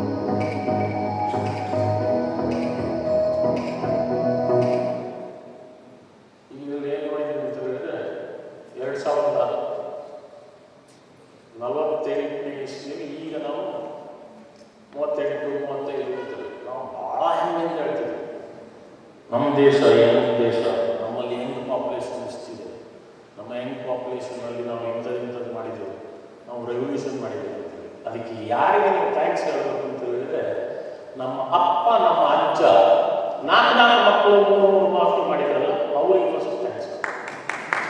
ಇದೇ ಪರಿಸ್ಥಿತಿ ನಮ್ಮ ಜವಾಬ್ದಾರಿಯಿಂದ ಆಗಿರೋದು ಇನ್ನೊಂದು 30 ವರ್ಷ ಕಳೆದ್ರೆ ಹೀಗೆ ಗ್ರಾಫ್ ಬಂದು 50-60 ಇಸ್ವಿನಲ್ಲಿ ಹೆಚ್ಚಾಗ್ತದೆ. ಇದಕ್ಕೊಂದು ಎಕ್ಸಾಂಪಲ್ ಇದು ಹಾಲೆ. ಇದರಲ್ಲಿ ನಾವು ನಮ್ಮ ಊರು ಈಗ ನಾವು ಏನು ಮಾಡಿದ್ವಿ, ದೇಶದ ಎವರೇಜ್ 30, ಇದು 48 ಆಗಬೇಕಾದ್ರೆ ನಾವು 38 ವರ್ಷ ಆಗ್ತೇವೆ ಅಂತ ಹೇಳಿದ್ರೆ, ಇದನ್ನು ಕೂಡ ಒಂದು ಮಿಸ್ಗೈಡಿಂಗ್ ಗ್ರಾಫ್. ಇದು ಯಾಕೆ ಮಿಸ್ಗೈಡಿಂಗ್ ಗ್ರಾಫ್ ಅಂತ ಹೇಳಿದ್ರೆ, ಇದನ್ನು ಕೂಡ ಒಂದು ದೇಶದ ಎವರೇಜ್ ಎಲ್ಲ ತೆಗೆದೇ ಅಲ್ಲಿ ವೆಸ್ಟ್ ಬೆಂಗಾಲ್ನವರು ಬಂದ, ಛತ್ತೀಸ್ಗಢನವರು ಬಂದ, ಕೇರಳನವರು ಬಂದ, ಎಲ್ಲ ಸೇರಿ ನಮಗೆ ಈ ಪರಿಸ್ಥಿತಿ ತಂದಾಗಿದೆ. ನಾವೀಗ ನಮ್ಮ ದೇಶದ ಟ್ಯಾಕ್ಸ್ ಕಲೆಕ್ಷನ್ ಇಲ್ಲ ನಮ್ಮ ಬೇರೆ ದೇಶದ ಡೆವಲಪ್ಮೆಂಟು ಇದನ್ನು ನೋಡಿದರೆ ನಾರ್ತ್ ಸೌತ್ಗೆ ಅಜಗಜಾಂತರ ಡಿಫ್ರೆನ್ಸ್.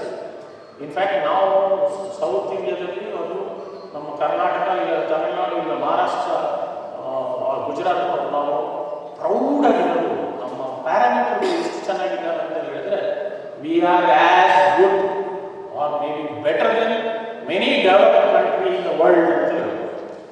ಇದು ಫ್ಯಾಕ್ಟ್. ಬಟ್ ನಾವು ಇವತ್ತು ಎಲ್ಲರೊಟ್ಟಿಗೆ ಸೇರಿ ಇಂಡಿಯಾ ಅಂತ ಹೇಳಿದ್ರೆ ಹೀಗಾಗ್ತದೆ. ಇದರ ಅರ್ಥ ನಾವು ಇಂಡಿಯಾ ಬ್ರೇಕ್ ಮಾಡಬೇಕು ಅಂತಿಲ್ಲ. ಬಟ್ ನಮ್ದು ಎವರೇಜ್ ಫ್ಯಾಕ್ಟಲ್ಲಿ ನಾವು ಮುಂದೆ ಇದ್ದು ಬೇಕಾದಷ್ಟು ಜನ ನಮ್ಮ ಒಟ್ಟಿಗೆ ಇರುವವರು ಹಿಂದೆ ಇರೋ ಕಾರಣ ನಮ್ಮ ಎವರೇಜ್ ಈ ಥರ ಇದೆ. ಕ್ಲಾಸ್ನಲ್ಲಿ 20 ಮಕ್ಕಳು ಮಾರ್ಕ್ ತೆಗೆಯಲಿದೆ, ಎವರೇಜ್ ಕೆಳಗಡೆ ಇರುತ್ತೆ. ಅದೇ ಥರ ಇದು ಕೂಡ ಏಜ್ ವಯಸ್ಸು ನಾವು ಇವತ್ತಿಗೆ ನಮ್ಮಲ್ಲಿ ಯಂಗ್ ಪಾಪ್ಯುಲೇಷನ್ ಇದೆ ಅಂತ ಹೇಳಿದ್ರೆ, ಈ ಯಂಗ್ ಪಾಪ್ಯುಲೇಷನ್ ನಮ್ಮಲ್ಲಿ ಇಲ್ಲ. ನಮ್ಮಲ್ಲಿ ಏನಂತ ಹೇಳಿದ್ರೆ ಕರ್ನಾಟಕದಲ್ಲಿ ಖಂಡಿತವಾಗಿ ಇಲ್ಲ. ನಿಮ್ಮ ಶಿಷ್ಯರಂತೂ ಅಬ್ಸಲ್ಯೂಟ್ ಆಗಿದೆ. ಸೊ ಇದು ನಮ್ಮ ದೇಶ, ನಮ್ಮ ಯಂಗ್ ಪಾಪ್ಯುಲೇಷನ್ ಇದೆ, ನಮ್ಮ ದೇಶ ಬೆಳೀತದೆ, ನಮ್ಮ ದೇಶದಲ್ಲಿ ನಾವು ಇನ್ಕಮ್ ಜನರೇಟ್ ಮಾಡ್ತೇವೆ ಅಂತ ಹೇಳಲಿಕ್ಕೆ ದುಡಿಯುವ ಕೈಗಳು ಕಡಿಮೆ ಆಗ್ತಾ ಇದೆ. ದುಡಿಯುವ ಕೈಗಳು ಕಡಿಮೆ ಆಗ್ತಾ ಇದೆ, ತಿನ್ನುವ ಕೈಗಳು ಈಗಿದ್ದು ಕಡಿಮೆ ಆಗ್ತದೆ. ಸೊ ಇದಕ್ಕೊಂದು ನಿಮ್ಮ ಊರು ಒಂದು ಟಿಪಿಕಲ್ ಒಂದು ಎಲ್ರಾಮ್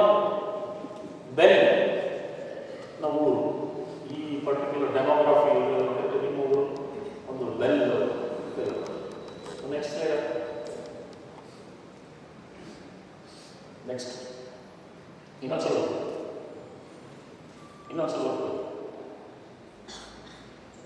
ನೆಕ್ಸ್ಟ್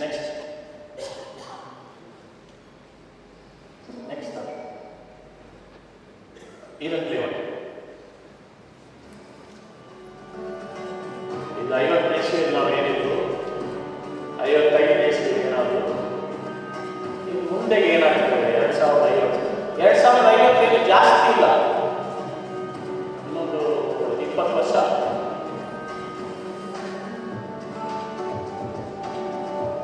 ನಾವು ಪ್ರಪಂಚದಲ್ಲಿ ನಾವು ಹೆಂಗು ಪಾಪ್ಯುಲೇಷನ್ ಇದೆ ಅಂತ ಭ್ರಮೆಯನ್ನು ನಾವು ತೆಗೆದಿಲ್ಲ ಅಂತ ಹೇಳಿದ್ರೆ ನಾವು ಮುಂದೆ ಪ್ಲಾನ್ ಮಾಡಬೇಕಲ್ಲ.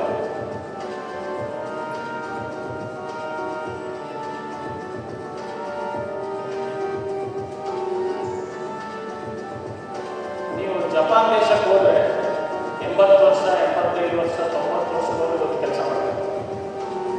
ಆ ಪರಿಸ್ಥಿತಿ ನಮ್ಮಲ್ಲಿನೂ ಸದ್ಯದಲ್ಲಿ ನಾವು ಜಪಾನ್ನವರಷ್ಟೇ ಓಲ್ಡೇಜ್ ಆಗ್ತದೆ. ಅದೇ ಆ ಓಲ್ಡೇಜ್ ನಮ್ಮೂರಲ್ಲಿ ದಕ್ಷಿಣ ಕನ್ನಡ ಉತ್ತರ ಕನ್ನಡದಲ್ಲಿ ನಾವು ಆಲ್ರೆಡಿ ಅವರ ಹತ್ರ ಇದ್ದೇವೆ ಅಂತ ಹೇಳಿ ತೋರಿಸಲಿಕ್ಕೆ ನಾನು ಈ ಸ್ಲೈಡ್ ಆಗ್ತದೆ.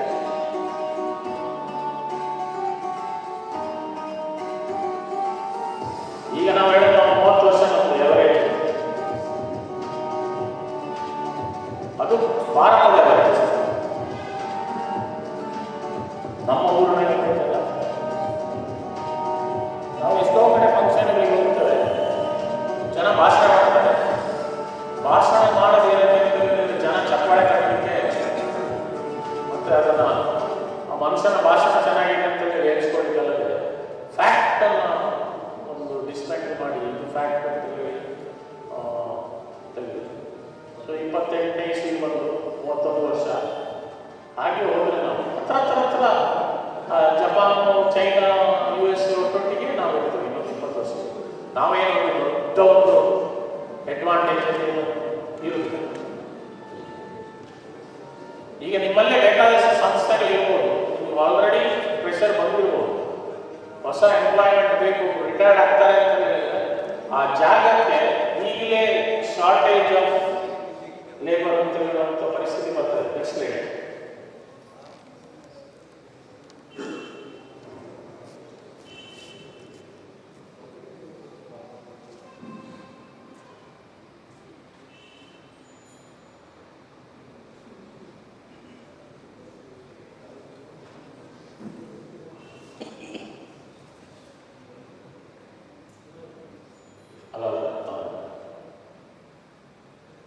ಸೊ ಈಗ ನಾವು ಏನು ಮಾತಾಡಿದ್ವಿ ಅದನ್ನು ಸಮರೈಸ್ ಮಾಡ್ತಾ ಇದ್ದೇವೆ. ಇಂಡಿಯಾ ನಮ್ಮ ದೇಶ, ನಾವು 40% ನಾವು ತಿನ್ನುವ ಎಣ್ಣೆ, 40% ಒಂದು ಪೇಪರಲ್ಲಿ ನಾವು ಅಫಿಷಿಯಲ್ ಆಗಿ ಹೇಳ್ತಾ ಇರೋದು, ಬಟ್ ಅನ್ಅಫಿಷಿಯಲಿ ಅದು ಇಟ್ ಇಸ್ ಮೋರ್ ದೆನ್ 40% ಅಂತ ಹೇಳಿ ನಾವು ಬೇಕಾದಷ್ಟು ಕಡೆ ಮಾಡ್ತೀವಿ. 14% ಪಲ್ಸಸ್ ಅಂತೇಳಿ ನಾವು ಹೇಳ್ತಾ ಇದ್ದೀವಿ, ಬಟ್ 14% ಪಲ್ಸಸ್ ಅಂತ ಜಾಸ್ತಿ. ಇನ್ನೊಂದು ಕಳೆದ 2 ವರ್ಷದಲ್ಲಿ ನಿತಿನ್ ಗಡ್ಕರಿ ಅವರು 20% ಪೆಟ್ರೋಲಿಗೆ ಇಥನಾಲ್ ಮಿಕ್ಸ್ ಮಾಡಿದ್ರು. ಆ ಇಥನಾಲಿಗೆ ಬರೋದೇನಿಲ್ಲ ಅಂತ ಹೇಳಿದ್ರೆ ಅದು ನಮ್ಮ ಸಕ್ಕರೆಯಿಂದ ಬರಬೇಕು, ಇಲ್ಲ ಜೋಳದಿಂದ ಬರಬೇಕು, ಇಲ್ಲ ವೇಸ್ಟ್ ಗ್ರೀನಿಂದ ಬರಬೇಕು. 6 ಮಿಲಿಯನ್ ಟನ್ಸ್ ಗ್ರೀನ್ ನಾವು ಇವತ್ತಿನ ದಿವಸದಲ್ಲಿ ಇದಕ್ಕೆ ಇಥನಾಲಿಗೆ ಅಗ್ರಿಕಲ್ಚರ್ಗೆ ಹೋಗ್ತದೆ. ಶುಗರ್ ಅಲ್ಲ, ಅದು ಭಾಳ ಒಳ್ಳೆಯದು. ಈಗ ಪ್ರಪಂಚದಲ್ಲಿ ಮೋಸ್ಟ್ ಡೆವಲಪ್ಡ್ ಕಂಟ್ರೀಸ್ ಅಂತ ಹೇಳಿದ್ರೆ most developed most comfortable countries ಅಂತ ಹೇಳಿದ್ರೆ ಬ್ರೆಜಿಲ್ ನಮ್ಮೊಂದು ರೋಲ್ ಮಾಡೆಲ್ ದೇಶ. ಬ್ರೆಜಿಲ್ ನಮಗೆ ರೋಲ್ ಮಾಡೆಲ್ ದೇಶ ಯಾಕೆ ಅಂತ ಹೇಳಿದ್ರೆ ನಾವಿಲ್ಲಿ ಗೋ ಸಂಪತ್ತು ಗೋ ಅಂತೇಳಿ ಭಾಷಣ ಮಾಡಿರೋದು, ಪುಸ್ತಕದಲ್ಲಿ ಬರೆದಿರೋದು, ಹೇಳಿರೋದು ಮಾತು. ನಮ್ಮ ಈಗಿನ ಇಂಡಿಯನ್ ಬ್ರೀಡ್ಸನ್ನು ಅವರು ಇಲ್ಲಿಂದ ತಗೊಂಡೋಗಿ ಅದನ್ನು ಡೆವಲಪ್ ಮಾಡಿ ಅದು ಎಷ್ಟು ಹಾಲು ಬರ್ತದೆ ಅಂತ ಹೇಳಿದ್ರೆ ನಂಬಲಿಕ್ಕಿಲ್ಲ. 6,000 ಲೀಟ್ರ್ ಎವರೇಜ್ ಹಾಲು. ನಮ್ಮಲ್ಲಿ 2,000 ಲೀಟ್ರ್ ಒಂದು ಲ್ಯಾಕ್ಟೇಷನ್ ಹಾಲು ಕೊಡೋದಾಗಲಿಲ್ಲ. ನಮ್ಮಲ್ಲಿಂದಲೇ ತಗೊಂಡೋಗಿ ನಮ್ಮ ದನಗಳನ್ನೇ ಇಂಪ್ರೂವ್ ಮಾಡಿ 6,000 8,000 ಇವನ್ ಕೆಲವು ದನಗಳು 10,000 ಲೀಟ್ರ್ ಹಾಲು ಕೊಡುವಂಥ ದನಗಳು ಮಾಡಿದ್ದಾರೆ. ನಮ್ಮ ದನಗಳ ಅಡ್ವಾಂಟೇಜ್ ಏನು ಅಂತ ಹೇಳಿದ್ರೆ ನಮ್ಮ ದನಗಳೆಲ್ಲ ಲೋ ಇನ್ಪುಟ್ ಹೈ ಔಟ್ಪುಟ್. ನಾವು ತಂದಿರೋದು ಎಲ್ಲ ಯುರೋಪಿಗೆ ಹೋಗಿ ಹೆಂಗಿರೋದು ತಂದು ಅಂತ ಹೇಳಿದ್ರೆ ಬೀಡು ಅಲ್ಲಿ ಹೋಗಿ ನೋಡಿ ಖುಷಿ ಆಯಿತು. 10,000 ಬ್ರೀಡ್ಗಳು ಹೈ ಇನ್ಪುಟ್ ಹೈ ಔಟ್ಪುಟ್. ನಮ್ಮಲ್ಲಿ ಕೊಡಲಿಕ್ಕೆ ಇನ್ಪುಟ್ ಇಲ್ಲ, ಲೋ ಇನ್ಪುಟ್ ಆಗ್ಬಿಟ್ಟಲ್ಲ, ಔಟ್ಪುಟ್ ಬರೋದಿಲ್ಲ, ಅದರಿಂದಾಗಿ ಕ್ವಾಲಿಟಿ ಆಫ್ ಮಿಲ್ಕ್ ಬರೋದಿಲ್ಲ, ಕ್ವಾಲಿಟಿ ಆಫ್ ಲೈಫ್ ಬರೋದಿಲ್ಲ. ನೀವು ಎಷ್ಟೋ ಜನರ ಮನೆ ವಿಧಾನ ಈಗ 5, 4, 5, 6 ಜಾಸ್ತಿ ಕರು ಹಾಕೋ ಪ್ರಶ್ನೆ ಇರೋದು. ಅದೇ ನಮ್ಮ ಇಂಡಿಯನ್ ಬ್ರೀಡ್ಗಳು ಒಂದು ಆಲ್ಮೋಸ್ಟ್ ಒಬ್ಬರ ಲೈಫ್ ಲಾಂಗ್ 20-25 ವರ್ಷ 8-10 ಕರುಗಳನ್ನು ಹಾಕಿದ್ದೆಲ್ಲ ನಾವು ನೋಡಿದ್ವಿ, ಇವತ್ತು ನೋಡ್ತಾರೆ. ಸೊ ಆ ಥರದ ಡೆವಲಪ್ಮೆಂಟ್ ಅಲ್ಲಿ ಮಾಡಿದ್ದಾರೆ.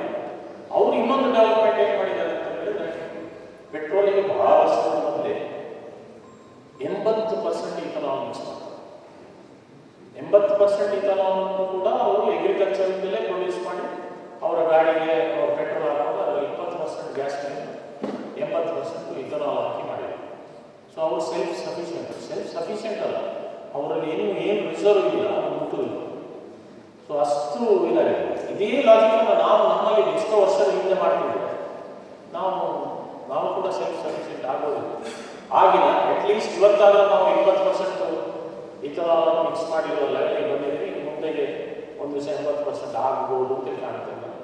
ಆ 80% ಆಗಬೇಕು ಅಂತ ಹೇಳಿದ್ರೆ ನಮ್ದು ಇವತ್ತಿನ ಏನು ಗ್ರೇನ್ ಇದೆಯಲ್ಲ, ಇದರ 3 ಪಟ್ಟು ಗ್ರೇನ್ ನಾವು ಪ್ರೊಡ್ಯೂಸ್ ಮಾಡ್ತೀವಿ. ಸೊ ಅದರಿಂದಾಗಿ ಆ ಇಥನಾಲಿಂದಾಗಿ ನಾವು ಮೇನ್ಸ್ ಇಂಪೋರ್ಟ್ ಮಾಡಲಿಕ್ಕೆ ಸ್ಟಾರ್ಟ್ ಮಾಡಿದ್ವಿ. ಈ ವರ್ಷ ನಾವು ಒಂದು 6 ಮಿಲಿಯನ್ 8 ಮಿಲಿಯನ್ ಟನ್ ಮೇನ್ಸನ್ನು ಇಂಪೋರ್ಟ್ ಮಾಡ್ಬೋದು. ಇನ್ನೊಂದು ಏನು ಅಂತ ಹೇಳಿದ್ರೆ, ನಾವು ಮೊದಲು ಭಾಳ ಚೆನ್ನಾಗಿ ಮಾತಾಡ್ತೀವಿ. ನಮ್ಮ ಬಾಸ್ಮತಿ ಅಕ್ಕಿ ಅಲ್ಲಿ ಕೊಡ್ತೀವಿ, ಇಲ್ಲಿ ಕೊಡ್ತೀವಿ, ಅಲ್ಲಿ ಎಕ್ಸ್ಪೋರ್ಟ್ ಮಾಡ್ತೀವಿ, ಇಲ್ಲಿ ಎಕ್ಸ್ಪೋರ್ಟ್ ಮಾಡ್ತೀವಿ, ವೀಟ್ ಎಕ್ಸ್ಪೋರ್ಟ್ ಮಾಡ್ತೀವಿ, ವೀಟ್ ಇಂಪೋರ್ಟ್ ಮಾಡ್ತೀವಿ ಅಂತ. ಈಗ ಯಾವುದು ಮಾಡೋ ಧೈರ್ಯದಲ್ಲಿ ಧೈರ್ಯದಲ್ಲಿ ಕೂಡ ಮಾಡ್ತಾರೆ. ಇಲ್ಲಿ ಯಾರು ಹೇಳಿ ಇಲ್ಲಿ ಎಕ್ಸ್ಪೋರ್ಟ್ ಆದರೆ ರೇಟಲ್ಲಿ ನಾನು ಆಕಾಶದಲ್ಲಿ ಹೋಗುತ್ತೆ. ಓಟ್ ಹಾಕೋರು ಹಾಕಲಿಕ್ಕೆ ನಾವು ತಿನ್ನೋದು, ಇದರಲ್ಲಿ ಹೆದರಿಕೆ, ಅದು ಶಬ್ದನ ಕೂಡ ಯಾರು. Next slide.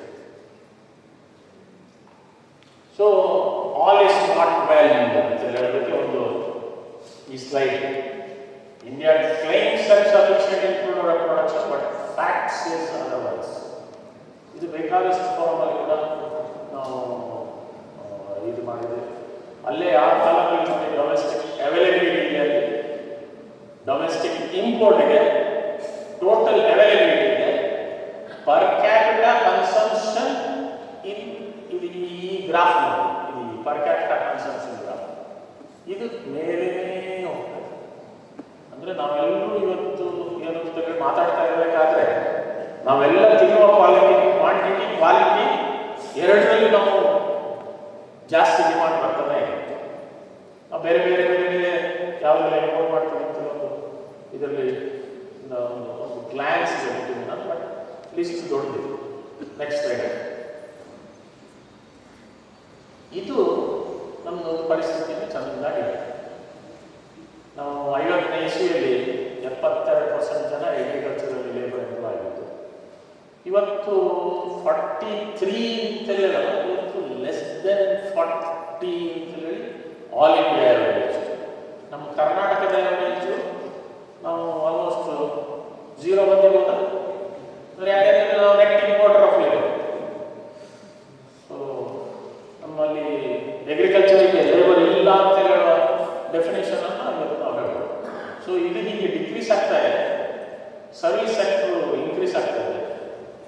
ಅದ್ರ ಜೊತೆಗೆ ಮ್ಯಾನುಫ್ಯಾಕ್ಚರಿಂಗ್ ಸೆಕ್ಟರ್ಗೆ ನಾವು ಅಂಥ ಒಂದು ದೊಡ್ಡ ಸಾಧನೆ ಮಾಡಿದ್ದೇವೆ ಅಂತ ಹೇಳುವಂಥ ಇದರಲ್ಲಿ ನಾವು. ಸೊ ಇವತ್ತು ನಾವು ಏನು ನೋಡ್ತಾ ಇದ್ದೀವಿ ಅಂತ ಹೇಳಿದ್ರೆ, ನೆಕ್ಸ್ಟ್ ಡೇ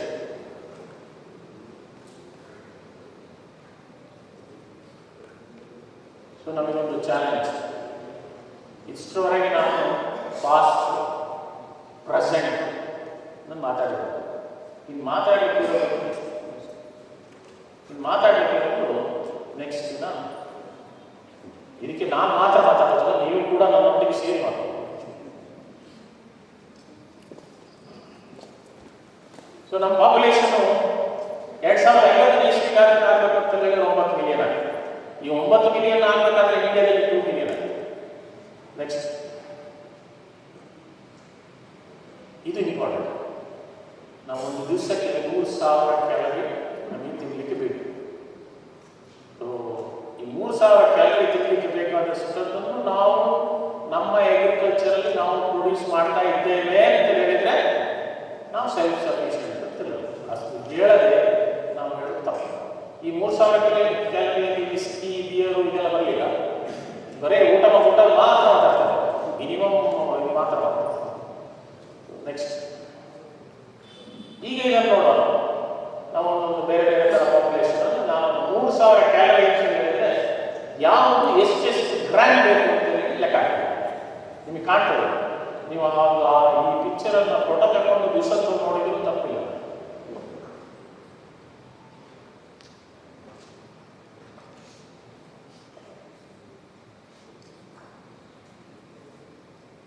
ನಮ್ಮದು ಫಸ್ಟ್ ರಿಕ್ವೈರ್ಮೆಂಟ್, ಹೈಯೆಸ್ಟ್ ರಿಕ್ವೈರ್ಮೆಂಟ್ ಇರೋದು ಫ್ರೂಟ್ ಆ್ಯಂಡ್ ವೆಜಿಟೇಬಲ್. ಮನುಷ್ಯನಿಗೆ ಜಾಸ್ತಿ ಬೇಕಾಗಿರೋದು ಫೈಬರ್ ಪ್ಲಸ್ ಮಿನರಲ್ಸು, ಇದಕ್ಕೆಲ್ಲ ಬೇಕಾಗಿರೋದು ಫ್ರೂಟ್. ಸೆಕೆಂಡ್ ರಿಕ್ವೈರ್ಮೆಂಟ್ ಇರೋದು ಕ್ಯಾಲರಿಗೋಸ್ಕರ ನಮಗೆ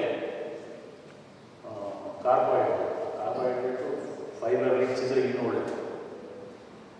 ಆಮೇಲೆ ಬೇಕಾಗಿರೋದು ನಮಗೆ ಪ್ರೋಟೀನ್ ಸೋರ್ಸಸ್ ಬೇಕಾಗಿರೋದು ಹಾಲು, ಮೊಟ್ಟೆ, ಮಾಂಸ, ಮೀನು ಹೀಗಿರುತ್ತೆ. ಸೊ ಅದೆಲ್ಲ ಸೇರಿ 10% ಎಣ್ಣೆ ಕೊಡೋದು. ಸೊ ಇದೆಲ್ಲ ಸೇರಿದರೆ ಒಂದು ಕ್ಯಾಲರಿಕ್ ವೈಸಲ್ಲಿ ನಾನು ಬರೆದಿದ್ದೀನಿ. ಸೊ ಕ್ಯಾಲರಿಕ್ ವೈಸಲ್ಲಿ ಎಷ್ಟು ಗ್ರಾಮ್ ಬೇಕು ಅಂತ ಕೂಡ ಬರ್ಬೋದು. ನೀವು ಅದನ್ನು ಓದ್ಬೋದು. ನಾವೊಂದು 400 ಗ್ರಾಮ್ ತರಕಾರಿ, 180 ಗ್ರಾಮ್ ಫುಡ್ ಗ್ರೇನ್, ಒಂದು 100 ಗ್ರಾಮ್ ಚಿಲ್ಲರೆ ಹಾಲು, ಮೊಟ್ಟೆ, ಅದೇ ಥರ ಒಂದು 35-40 ಗ್ರಾಮ್ ಎಣ್ಣೆ. ಇಷ್ಟನ್ನು ನಾವು ಪ್ರೊಡ್ಯೂಸ್ ಮಾಡ್ತಾ ಇದ್ದೇವೆ. ನಮ್ಮ ದೇಶದ ದೇಶ ಅಂದರೆ ನಮ್ಮ ದೇಶ, ನಾವು ಪ್ರೊಡ್ಯೂಸ್ ಮಾಡ್ತಾ ಇದ್ದೇವೆ ಅಂತ. ನಾವು ಯಾರನ್ನ ಬೇರೆಯವ್ರನ್ನ ತೋರಿಸ್ಕೊಳ್ತೀವಿ, ನಾವು ಪ್ರೊಡ್ಯೂಸ್ ಮಾಡ್ತಾ ಇದ್ದೀವಿ ಅಂತ ಹೇಳಿ ನೋಡ್ಬೋದು. ಇದು ಮಾಡ್ತಾ ಇಲ್ಲ ಅಂತ ಹೇಳೋದಕ್ಕೆ ಈಗ ಫರ್ದರ್ ಪ್ರೂಫ್ ಏನು ಬೇಕು ಅಂತ ಹೇಳಿ. ಇದೇನು ಏನು ಮಾತಾಡ್ತಾ ಇದ್ದೀರಿ, ನಾವು ಇಷ್ಟು ದಿವಸ ಕೇಳಿದ್ದೇವೆ, ನೀವು ಹೇಳ್ತಾ ಇರೋದು ಬೇರೆ ಅಂತ ಹೇಳೋದಲ್ಲ. ಇದು ಫ್ಯಾಕ್ಟ್. ಫ್ಯಾಕ್ಟ್ ಏನು ಅಂತ ಹೇಳಿದ್ರೆ ನಾವು ಏನು ತಿನ್ನಬೇಕು ಅಂತ ಹೇಳಿ ನಾವು ಒಂದು ದಿವಸ ಲೆಕ್ಕ ಹಾಕಿ ನೋಡೋದಿಲ್ಲ. ನಮ್ಮ ಮನೆಯಲ್ಲಿ ಏನು ಸಿಗ್ತದೋ, ನಮ್ಗೆ ಯಾವ ರುಚಿ ಸಿಗ್ತದೋ ಅದನ್ನು ತಿಂತೇವೆ. ಆ ತಿಂದರಿಗೆ ನಾವು ಈ ಥರ ಹೇಳೋದು ಓವರ್ ವೆಯ್ಟು, ಬೇಕಾದ ಕಾಯಿಲೆ, ಬೇಡದ ಕಾಯಿಲೆ ಇದೆಲ್ಲ ಬರಲಿಕ್ಕೆ ಕಾರಣ ನಮ್ಮ ಫುಡ್ಡಿನ ನಮ್ಮ ಏನು ಇಂಟೇಕ್ ಮಾಡಿರ್ತೀವೋ ಅದರಿಂದಾಗಿ ಆಗಿದೆ. Next slide. ಸೊ ನಮ್ಮಲ್ಲಿ ಭಾಳ ಜನ ನಮ್ಮದು ವೆಜಿಟೇರಿಯನ್ ದೇಶ ಅಂತ ಹೇಳ್ತಾರೆ. ನಮ್ಮ ದೇಶ ವೆಜಿಟೇರಿಯನ್ ದೇಶ ಅಲ್ಲ. 29% ಜನರು ಮಾತ್ರ ವೆಜಿಟೇರಿಯನ್ ಆಗಿದೆ. ಸೊ ಇವತ್ತಿನ ದಿವಸದಲ್ಲಿ ನಮ್ಮ ದೇಶದಲ್ಲಿ ಕನ್ಸಂಪ್ಷನ್ ಆಫ್ ಹಾಲಾಗಲಿ, ಮೊಟ್ಟೆ ಆಗಲಿ, ಮಾಂಸ ಆಗಲಿ, ಮೀನಾಗಲಿ ಅದು CGR ಗ್ರೋತ್ 6% ಮೇಲೆ ಗ್ರೋತಲ್ಲಿ ಇನ್ಕ್ರೀಸ್ ಆಗ್ತದೆ. ಪ್ರಪಂಚದಲ್ಲಿಯೂ ಅದೇ ಥರ. ಸೊ ಹಾಗೆ ನಾವು ಬರೇ ಆಹಾರ ಅಂತ ಹೇಳಿದರೆ ಆಹಾರ ಮಾತ್ರ ಅಲ್ಲ, ಎಲ್ಲ ಉಳಿದಿದ್ದರಲ್ಲಿಯೂ ಕೂಡ ನಾವು ಶಾರ್ಟೇಜ್ ಇದೆ. ನೆಕ್ಸ್ಟ್, ಇದೊಂದು ಭಾರಿ ಇಂಟ್ರೆಸ್ಟಿಂಗ್ ಸ್ಲೈಡ್. ಈ ಸ್ಲೈಡಲ್ಲಿ ನಾನು ಭಾಳ ವರ್ಷದಿಂದ ಯೂಸ್ ಮಾಡ್ತಾ ಇದ್ದೇನೆ. ನಾನು ಹುಟ್ಟುವಾಗ ಒಂದು ಎಕರೆಯಲ್ಲಿ ಇಬ್ಬರಿಗೆ ಫುಡ್ ಗ್ರೈನ್ ಪ್ರೊಡ್ಯೂಸ್ ಮಾಡ್ತೀವಿ ಸಾಕಿತ್ತು. ಈಗ 5 ದಾಟಿದೆ. ಇನ್ನು ಸ್ವಲ್ಪ ದಿವಸದಲ್ಲಿ 10. ಇದನ್ನು ಹೇಗೆ ಬೆಳಿಬೋದು, ಯಾವ ಥರದಲ್ಲಿ ಬೆಳಿಬೋದು, ಒಂದು ಎಕರೆಯಲ್ಲಿ ಅಷ್ಟು ಕ್ಯಾಲರಿ ಇದನ್ನು ತರಬಹುದು, ತರೋದಾದರೆ ಹೇಗೆ ತರಬಹುದು, ಯಾವ ಥರ ಬೆಳಿಬೋದು ಅಂತ ಹೇಳಿ ನೋಡಬೇಕಾಗ್ತದೆ. ಇದು ನಮಗೆ ಇಲ್ಲ ಒಂದು ಕಡೆ ಕಾಲೇಜಲ್ಲೋ, ಒಂದು ಯೂನಿವರ್ಸಿಟಿಯಲ್ಲೋ, ಇಲ್ಲ ಒಂದು ಯಾವುದೋ ಒಂದು ಡಿಸ್ಕಷನ್ ರೂಮಲ್ಲಿ ಈ ಥರದ ಇನ್ಫಾರ್ಮೇಷನ್ ಸಿಕ್ಕುವುದಿಲ್ಲ. ನಾವು 4 ಜನ ಹತ್ರ ಕೂತು ಮಾತಾಡಿ ಡಿಸ್ಕಷನ್ ಮಾಡಿದಾಗ ಈ ಥರದ್ದು ಬರುತ್ತೆ. ನೆಕ್ಸ್ಟ್, ಇದ್ರ ಜೊತೆಗೆ ನಮಗೆಲ್ಲರಿಗೂ ಗೊತ್ತು ಕ್ಲೈಮೇಟ್ ಚೇಂಜ್ ಆಗಿದೆ. 2 ಡಿಗ್ರಿ 3 ಡಿಗ್ರಿ ಆಗಿದೆ. ಇವರು ನನ್ನೊಟ್ಟಿಗೆ ಬಂದಿದ್ರು, ಅವರು ಶ್ರೀಮಂತ ಕೊಟ್ಟಿರ್ತಿದ್ರು. ನಾನು ಬಂದಾಗ ಭಾಳ ಚಳಿ ಆಗ್ತಿತ್ತು, ಈಗ ಚಳಿ ಆಗಲ್ಲ. ಸೊ ಆ ಕ್ಲೈಮೇಟ್ ಚೇಂಜ್, ನೀರು ಅಂತ ಹೇಳೋದು ಒಂದು ನಮ್ಮ ದೇಶದಲ್ಲಿ ಬೇಕಾದಷ್ಟು ಜಾಗದಲ್ಲಿ ಭಾಳ ಸ್ಕ್ಯಾರ್ಸಿಟಿ. ಅದಕ್ಕೆ ಸರಿಯಾಗಿ ಹೊಸ ಪೆಸ್ಟ್ಗಳು ಎಲ್ಲ ಕಡೆಯೂ ಜಾಸ್ತಿ ಆಗಿದೆ. ಸೊ ಇದೆಲ್ಲ ನಮಗಿರೋ ಸಲ ಫಸ್ಟು ನಮ್ಮ ಹತ್ರ ಬೇಕಾದಷ್ಟು ಫುಡ್ ಇಲ್ಲ. ಎರಡನೇದು ನಮ್ಮ ಹತ್ರ ಬೇಕಾದಷ್ಟು ಜಾಗ ಇಲ್ಲ.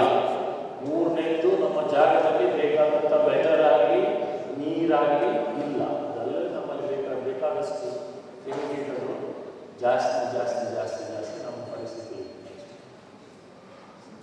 ಸೊ ಇಲ್ಲಿ ನೋಡಿ, ಒಂದು ವಾಟರ್ ಶಾರ್ಟೇಜು ನಾವು ಪ್ರತಿಯೊಬ್ಬ ಮನುಷ್ಯನು, ಪ್ರತಿಯೊಬ್ಬ ಒಂದು ಸಂಸ್ಥೆ, ಇಲ್ಲ ಪ್ರತಿಯೊಬ್ಬ ಮನೆಯಲ್ಲಿ ನಾವು ಒಂದು ದಿವಸಕ್ಕೆ ಎಷ್ಟು ನೀರು ಕನ್ಸ್ಯೂಮ್ ಮಾಡ್ತೀವಿ ಅಂತ ಹೇಳಿದ್ರೆ, ನಮ್ಮ ದೇಶಕ್ಕೆ ಒಂದು ವಾಟರ್ ಬ್ಯಾಲೆನ್ಸ್ ಅಂತ ಮಾಡಿರೋದು.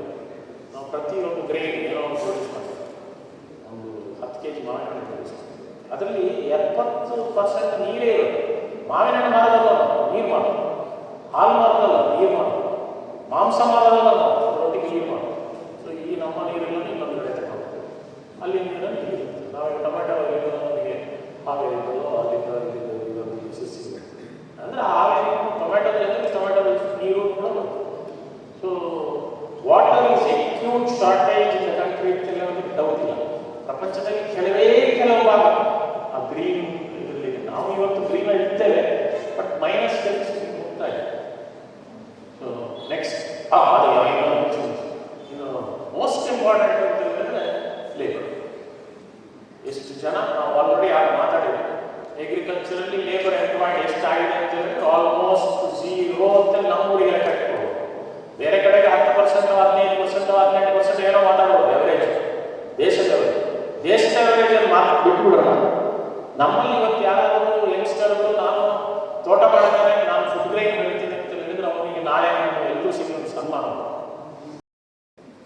ಸೊ ಅದು ಯಾಕೆ ಸನ್ಮಾನ ಮಾಡಬೇಕು ಅಂತ ಹೇಳಿದ್ರೆ, ಇನ್ನು ಸ್ವಲ್ಪ ವರ್ಷ ಕಳೆದ್ರೆ ನಮ್ಮ ಊರಲ್ಲಿ ಆ ಬೆಳೆ ಬೆಳೆಯುವುದು ಹೇಗೆ ಅಂತ ಎಷ್ಟೋ ಜನ ಗೊತ್ತಿರಲಿಲ್ಲ. ಈ ನಾನು ರೀಸೆಂಟಾಗಿ ಒಂದು ನಾನು ಸಣ್ಣದಿರೋ ನಮಗೆ 3 ಎಕರೆ ಜಾಸ್ತಿ ಭತ್ತದ ಗದ್ದೆ ಇತ್ತು. ನಾವು ಅದನ್ನೆಲ್ಲ ಅಡಿಕೆ ತೋಟ ಅದೆಲ್ಲ ಮಾಡಿದ್ವಿ. ನಾನು 2 ವರ್ಷದ ಹಿಂದೆ ಒಂದು 2 ಎಕರೆಯಿಂದ ಪುನಃ ವಾಪಸ್ ಭತ್ತಕ್ಕೆ ಕನ್ವರ್ಟ್ ಮಾಡಿದ್ವಿ. ಆ ಭತ್ತಕ್ಕೆ ಕನ್ವರ್ಟ್ ಮಾಡಿದಾಗ ನಮ್ಮಲ್ಲಿ ಯಾವ ಕೆಲವು ಹುಡುಗರಿಗೆ ಬಿಟ್ಟು ಉಳಿದವರಿಗೆ ಹೇಗೆ ಬೀಜ ಹಾಕೋದು, ಹೇಗೆ ನೀರು ಯಾವ ಥರ ಕೆಲಸ ಮಾಡಬೇಕು ಅಂತ ಗೊತ್ತು. ಸೊ ಅದೊಂಥರ ರೀಇನ್ವೆಂಟಿಂಗ್ ಅಂತ ಹೇಳಿದ್ರೆ ನಮಗೆ 2 ಬೆಳೆನೇ ಸರಿ ಬರಲಿಲ್ಲ. 3ನೇ ಬೆಳೆಗೆ ಆಗಬೇಕಾದ್ರೆ ನಾವು ಒಂಥರ ಲೆವೆಲ್. ಸೊ ನಾವು ಒಂದು ಕಮ್ಯುನಿಟಿ ಆಗಿರೋ ಇಲ್ಲ ಒಂದು ಬೇರೆ ಬೇರೆ ಇದರಲ್ಲಿ ನಮ್ಮಲ್ಲಿ ನಾವು ಹೊಸ ಅಕ್ಕಿ ಊಟ ಅಂತ ಮಾಡ್ತೀವಿ. ಮೊದಲು ಹೊಸ ಅಕ್ಕಿ ನಮ್ಮ ಮನೆಯಲ್ಲಿ ನಾವು ಬೆಳೆದು ನಾವು ಹೊಸ ಅಕ್ಕಿ ಊಟಕ್ಕೆ ತೆರೆ ತರ್ತೇವೆ. ಈಗೇನಾಗಿದೆ ಅಂತ ಹೇಳಿದ್ರೆ ದೇವಸ್ಥಾನದ ಮುಂದೆ ಒಂದಿಷ್ಟು ಜಾಗ ಗದ್ದೆ ಮಾಡಿ ಅಲ್ಲಿಂದ ಇದು ತೆನೆ ಇದೆ. ತೆನೆ ಒಂದು ತೆನೆಗೆ 10 ರೂಪಾಯಿ ಕೊಟ್ಟು ಬಾರಿ ಖುಷಿ ಅಂತ ನಾವು ಕಟ್ತೀವಿ. ಸೊ ಅಂದರೆ ನಮ್ಮನ್ನು ನಾವೇ ಫೀಲ್ ಮಾಡಿಕೊಳ್ಳುವಂಥ ಪರಿಸ್ಥಿತಿ. ನೆಕ್ಸ್ಟ್, ಸೊ ನಾವು ಜಾಸ್ತಿ ಆಹಾರ ಬೆಳಿಬೇಕು. ಆಹಾರ ಜೊತೆಗೆ ಫ್ಯೂಲು ನಮ್ಮ ಅಗ್ರಿಕಲ್ಚರ್ನ ಕೊಡಬೇಕು. ಅದಲ್ಲದೆ ನಮ್ಮಲ್ಲಿ largest population of animal. So ಈ ಎನಿಮಲ್ಗಳಿಗೆ ಫಾಡರ್ ಕೊಡಬೇಕು. ಇನ್ನೆಷ್ಟೋ ಎನಿಮಲ್ ಪಕ್ಷಿಗಳಿಂದ ಅದಕ್ಕೆ ಫೀಡ್ ಕೊಡಬೇಕು. ಅದೆಲ್ಲ ಅಲ್ಲದೆ ನಮ್ಮಲ್ಲಿ ಓಲ್ಡ್ ಏಜ್ ಪಾಪ್ಯುಲೇಷನ್ 40 ವರ್ಷದಿಂದ ಜಾಸ್ತಿ ಯಾರೆಲ್ಲ ಎಲ್ಲಿ ಪಾಪ್ಯುಲೇಷನ್ ಆಗಿರ್ತಾರೆ ಅವರ ಡಯಟರಿ ಇದರಲ್ಲಿ 15 to 16%, 18% ಫೈಬರ್. ಇದನ್ನು ಯಾರು ಮಾತಾಡೋದು? ಇನ್ನು next Indian market, agriculture market, demand based marketing ನಾವು ನೆಕ್ಸ್ಟ್ ಸ್ಲೈಡಲ್ಲಿ ನೋಡಬೇಕು ಅಂತ ಹೇಳಿದ್ರೆ ಪ್ರಯಾರಿಟೈಸ್ ಫುಡ್ನಲ್ಲಿ fibre based vegetable, fibre based. ಯಾಕೆಂತ ಹೇಳಿದ್ರೆ ಇವತ್ತು ನೀವು ಒಂದು ಫೈಬರ್ ಬೇಸ್ಡ್ ನೀವು ತಿಂದರೆ ಈ ಇಮಿಡಿಯೇಟ್ ಇವತ್ತು ಸಾಯಂಕಾಲ ನಾಳೆ ಬೆಳಗ್ಗೆ ಅವ್ರಿಗೆ ಕಂಫರ್ಟೇಬಲ್ ಆಗುತ್ತೆ. ಸೊ ಆ ಥರದ್ದು ಸಿಚುವೇಶನ್ ಬಂದಿದೆ ಅವರು. ನೆಕ್ಸ್ಟ್, ಸೊ ಇದೆಲ್ಲ ಪ್ರಾಬ್ಲಮ್ ಪ್ರಪಂಚಕ್ಕೆ ಇಡೀ ಇರೋದು. ಅದು ನಮಗೆ ಏಷ್ಯಕ್ಕೆ ಎಲ್ಲರಿಗೂ ಜಾಸ್ತಿ. ಯಾಕೆಂತಂದರೆ ನಮ್ಮಲ್ಲೇ ನಾವು ಪಾಪ್ಯುಲೇಷನ್ ಜಾಸ್ತಿ. ಇಂಡಿಯಾದಲ್ಲೂ ನಾವು ಹೈಯೆಸ್ಟ್ ಪಾಪ್ಯುಲೇಷನ್. ಸೊ ನಮಗೆ ಅದು ಪಾಪ್ಯುಲೇಷನ್ ಇನ್ನೂ ಜಾಸ್ತಿ ಇರುತ್ತೆ. ನೆಕ್ಸ್ಟ್, ಸೊ ಇದಕ್ಕೆ ನಾನು ಯಾವಾಗಲೂ ನಾನು ಯಾವ ಅಪಾರ್ಚುನಿಟಿ ಸಿಗ್ತದೋ ನಾವೆಲ್ಲರೂ ಏನು ಹೇಳ್ತೇವೆ ಅಂತ ಹೇಳಿದರೆ ಅಗ್ರಿಕಲ್ಚರಲ್ಲಿ ನಮಗೆ ಲಾಭ ಮಾಡಲಿಕ್ಕಾಗೋದಿಲ್ಲ. ಲಾಭ ಮಾಡಿ ದೊಡ್ಡ ಭಾಳ ಕಡಿಮೆ ಹೇಗೆ ಮಾಡಿದ್ದೀರಿ ತೋರಿಸಿ ಇಲ್ಲ ಅಂತ ಇದನ್ನು ನಾವು ಭಾಳ ಮಾತಾಡ್ತೀವಿ. So United we are successful. If not we get waste ಅಂತ ಹೇಳೋದು ಅಗ್ರಿಕಲ್ಚರಲ್ಲಿ ಬೇರೆ ಬೇರೆ ಕ್ರಾಪಲ್ಲಿ ನಾವು ಇನ್ಕ್ಲೂಡಿಂಗ್ ನಿಮ್ಮ ಅಡಿಕೆ ಆಗಿರ್ಬೋದು, ಬೇರೆ ಬೇರೆ ಊರನ್ನ ಬೇರೆ ಬೇರೆ ಬೆಳೆ. ಸೊ ನಾವು ಯಾವ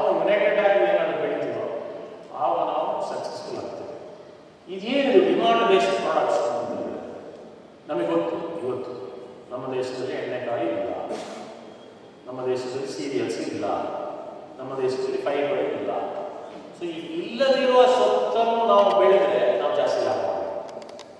ಸೊ ಇದನ್ನು ನಾನು ಡಿಮಾಂಡ್ ಬೇಸ್ಡ್ ಪ್ರೊಡಕ್ಷನ್ ಅಂತ ಹೇಳ್ತೇವೆ. ನಮ್ಮ ದೇಶದಲ್ಲಿ ಇನ್ನೊಂದು ದೊಡ್ಡ ಪ್ರಾಬ್ಲಮ್ ಏನಂತ ಹೇಳಿದ್ರೆ, ನಾವು ನಮ್ಮಲ್ಲಿ ಸರ್ಪ್ಲಸ್ ಮ್ಯಾನೇಜ್ಮೆಂಟ್ ಅಂತ ಹೇಳುವ ಶಬ್ದ ನಮ್ಮಲ್ಲಿ ಸರ್ಪ್ಲಸ್ ಮ್ಯಾನೇಜ್ಮೆಂಟ್ ಮಾಡಿದ ಕೂಡಲೇ ಅವ ಬೆಳೆದವನಿಗೆ ಒಂದು ಗೊತ್ತು, ಅವ ಜಾಸ್ತಿ ಬೆಳೆದಕ್ಕೆ ಅವನಿಗೆ ರೇಟ್ ಕಡಿಮೆ. ಸೊ ಈ ಥರ ಆಗಿ ಜಾಸ್ತಿ ಬೆಳೆದು ಅವನು ಲಾಸ್ ಆಗಿ ಇವತ್ತು ಅವನು ಕಡಿಮೆ ಬೆಳೀತಾನೆ. ನಮ್ಮಲ್ಲಿ ಎಣ್ಣೆಕಾಳು ಬೆಳೆ ಕಡಿಮೆ ಆಗಲಿಕ್ಕೂ ಕಾರಣನೂ ಅದೇ, ನಮ್ಮಲ್ಲಿ ಫುಡ್ ಗ್ರೇನ್ ಕಡಿಮೆ ಆಗಲಿಕ್ಕೂ ಕಾರಣನೂ ಅದೇ, ಜಾಸ್ತಿ ಜನ ಅಗ್ರಿಕಲ್ಚರ್ ಬಿಟ್ಟು ಬೇರೆ ಫೀಲ್ಡಿಗೆ ಹೋಗಲಿಕ್ಕೂ ಕಾರಣನೂ ಅದೇ. ಯಾಕೆ ಹೇಳಿದ್ರೆ ನಾವು ಸರ್ಪ್ಲಸ್ ಮ್ಯಾನೇಜ್ಮೆಂಟ್ ಯಾವಾಗಲೂ ಇಂಪಾರ್ಟೆನ್ಸ್ ಮಾಡಿಲ್ಲ, ಇನ್ನೂ ಮಾಡೋ ಪ್ಲ್ಯಾನಲ್ಲಿ ಇಲ್ಲ. ಸೊ ನಾವು agriculturist as one group of farmers in a group of individual in a particular crop ಅಂತ ಹೇಳಿದ್ರೆ we have to produce what is in demand. If not at least sufficient, but definitely not sufficient. So ಈ ಥರ ಮಾಡಿದರೆ demand based ಪ್ರೊಡಕ್ಷನಲ್ಲಿ ನಮ್ಮ terms of sales ಅಂತ ಹೇಳ್ತೀವಿ. ನಾವೆಲ್ಲ ಬಿಸ್ನೆಸ್ಸಲ್ಲಿ ಒಂದು ಟರ್ಮ್ಸ್ ಆ್ಯಂಡ್ ಕಂಡೀಷನ್ ಅಂತೆಲ್ಲ, ಅಗ್ರಿಕಲ್ಚರ್ ಬಿಸ್ನೆಸ್ ಮಾಡುವಾಗ ಟರ್ಮ್ಸ್ ಆ್ಯಂಡ್ ಕಂಡೀಷನ್ ಇಲ್ಲ. ನನ್ನ ಬೆಳೆ ನಿಮ್ಮ ರೇಟ್, ನಿಮ್ಮ ಗೊಬ್ಬರ ನಿಮ್ಮ ರೇಟ್, ಹಾಗೆ ಎಲ್ಲವೂ ಕಾರ್ಯ. ಸೊ ಟರ್ಮ್ಸ್ ಆಫ್ ಸೇಲಲ್ಲಿ ನಾವು ಅಗ್ರಿಕಲ್ಚರಲ್ಲಿ ಇಲ್ಲ.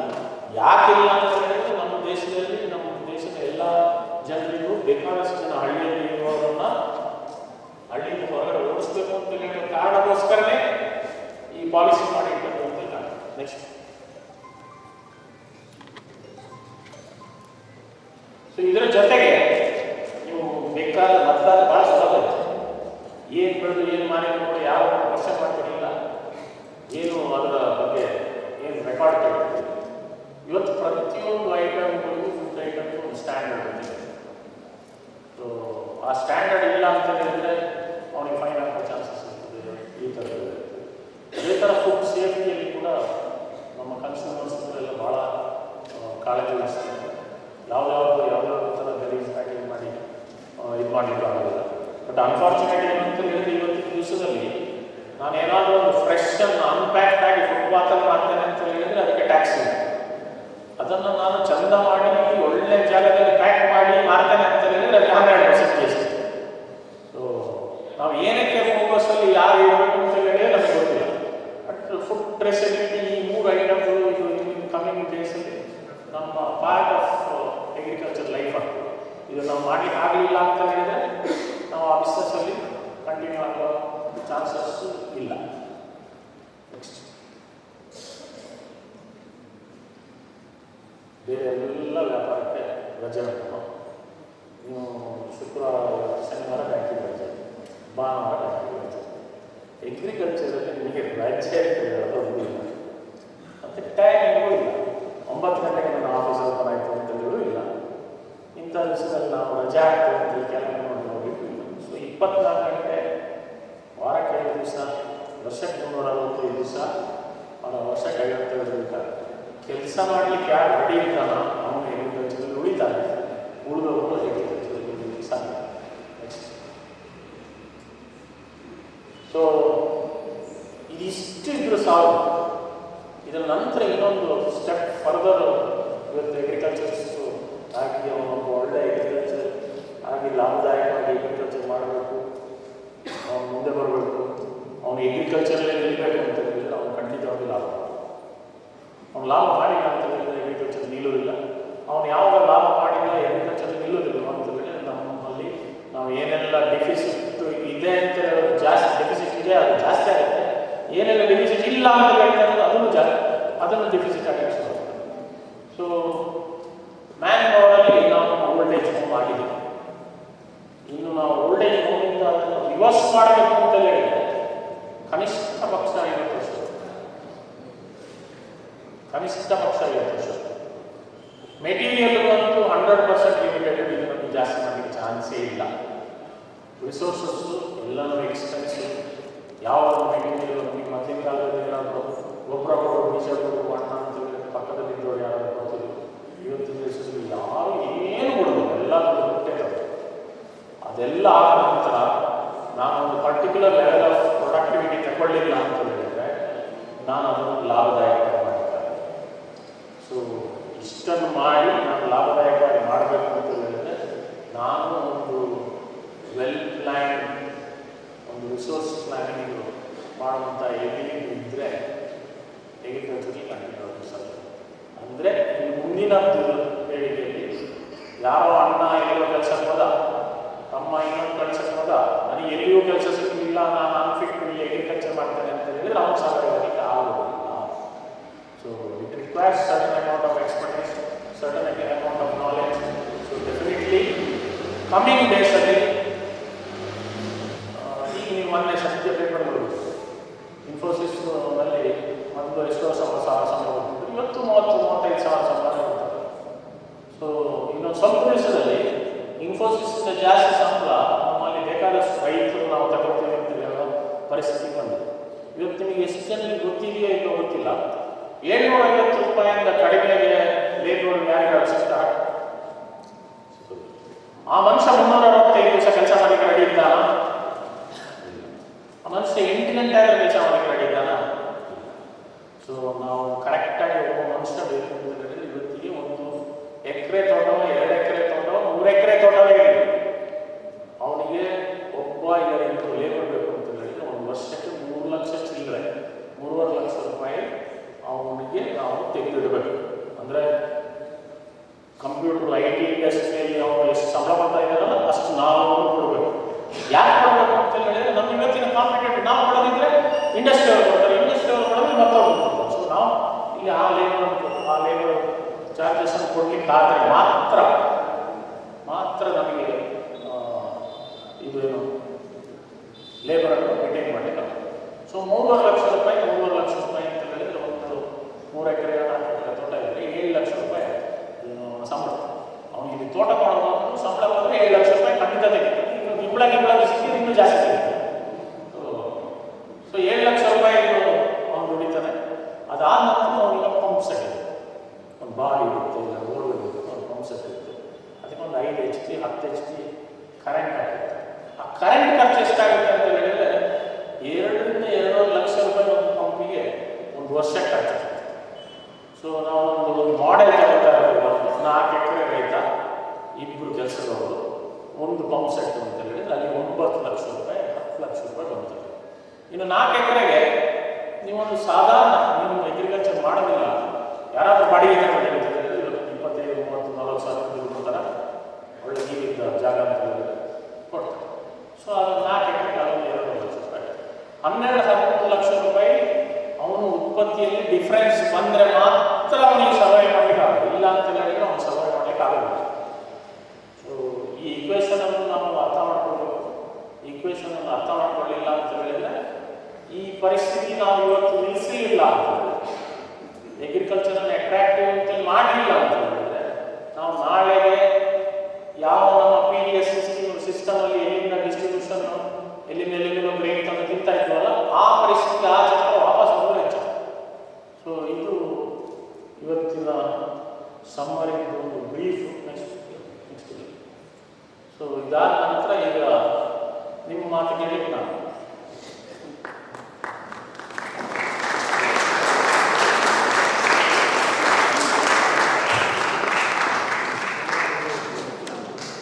ಅಶೋಕ್ ಕುಮಾರ್ ಸರ್, ಕೃಷಿ ಕುರಿತ, ಆಹಾರದ ಕುರಿತ ವಾಸ್ತವ ಮತ್ತು ಕಾಲ್ಪನಿಕತೆಗಳ ಕುರಿತು ಸುದೀರ್ಘವಾದ ಮಾತುಗಳನ್ನು ಆಡಿದ್ದೀವಿ. ಈಗ ಒಂದಷ್ಟು ಭಯವೂ ಕೂಡ ಬಹುಶಃ ನಿಮ್ಮ ಮಾತುಗಳನ್ನು ಕೇಳಿದಾಗ ಬಂದಿದ್ದರೂ ಕೂಡ ಅದಕ್ಕೆ ಸೂಚಿಸಿರುವ ಪರಿಹಾರಗಳು ನಿಜಕ್ಕೂ ನೆಮ್ಮದಿದಾಯಕ ಅಂತ ಅಂದುಕೊಳ್ತೇನೆ. ಸಭಿಕರಲ್ಲಿ ಯಾರಿಗಾದರೂ ಪ್ರಶ್ನೆಗಳಿದ್ದರೆ ದಯವಿಟ್ಟು ಗೆದ್ದು ನಿಲ್ಲಬೇಕು. ಶ್ರೀಯುತ ಮಹೇಶ್ ತೇನೆ.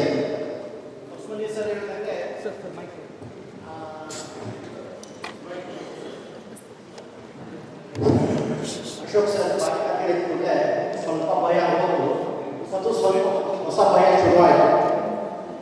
ಭಯ ಶುರುವಾಗಲ್ಲ, ಅಲ್ಲ ಒಳ್ಳೆಯದು.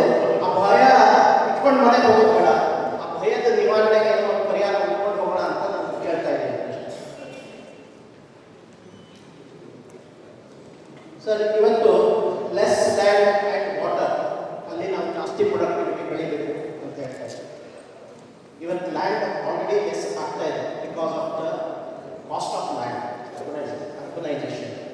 roads, so many infrastructure projects. Selling. In and around Bangalore,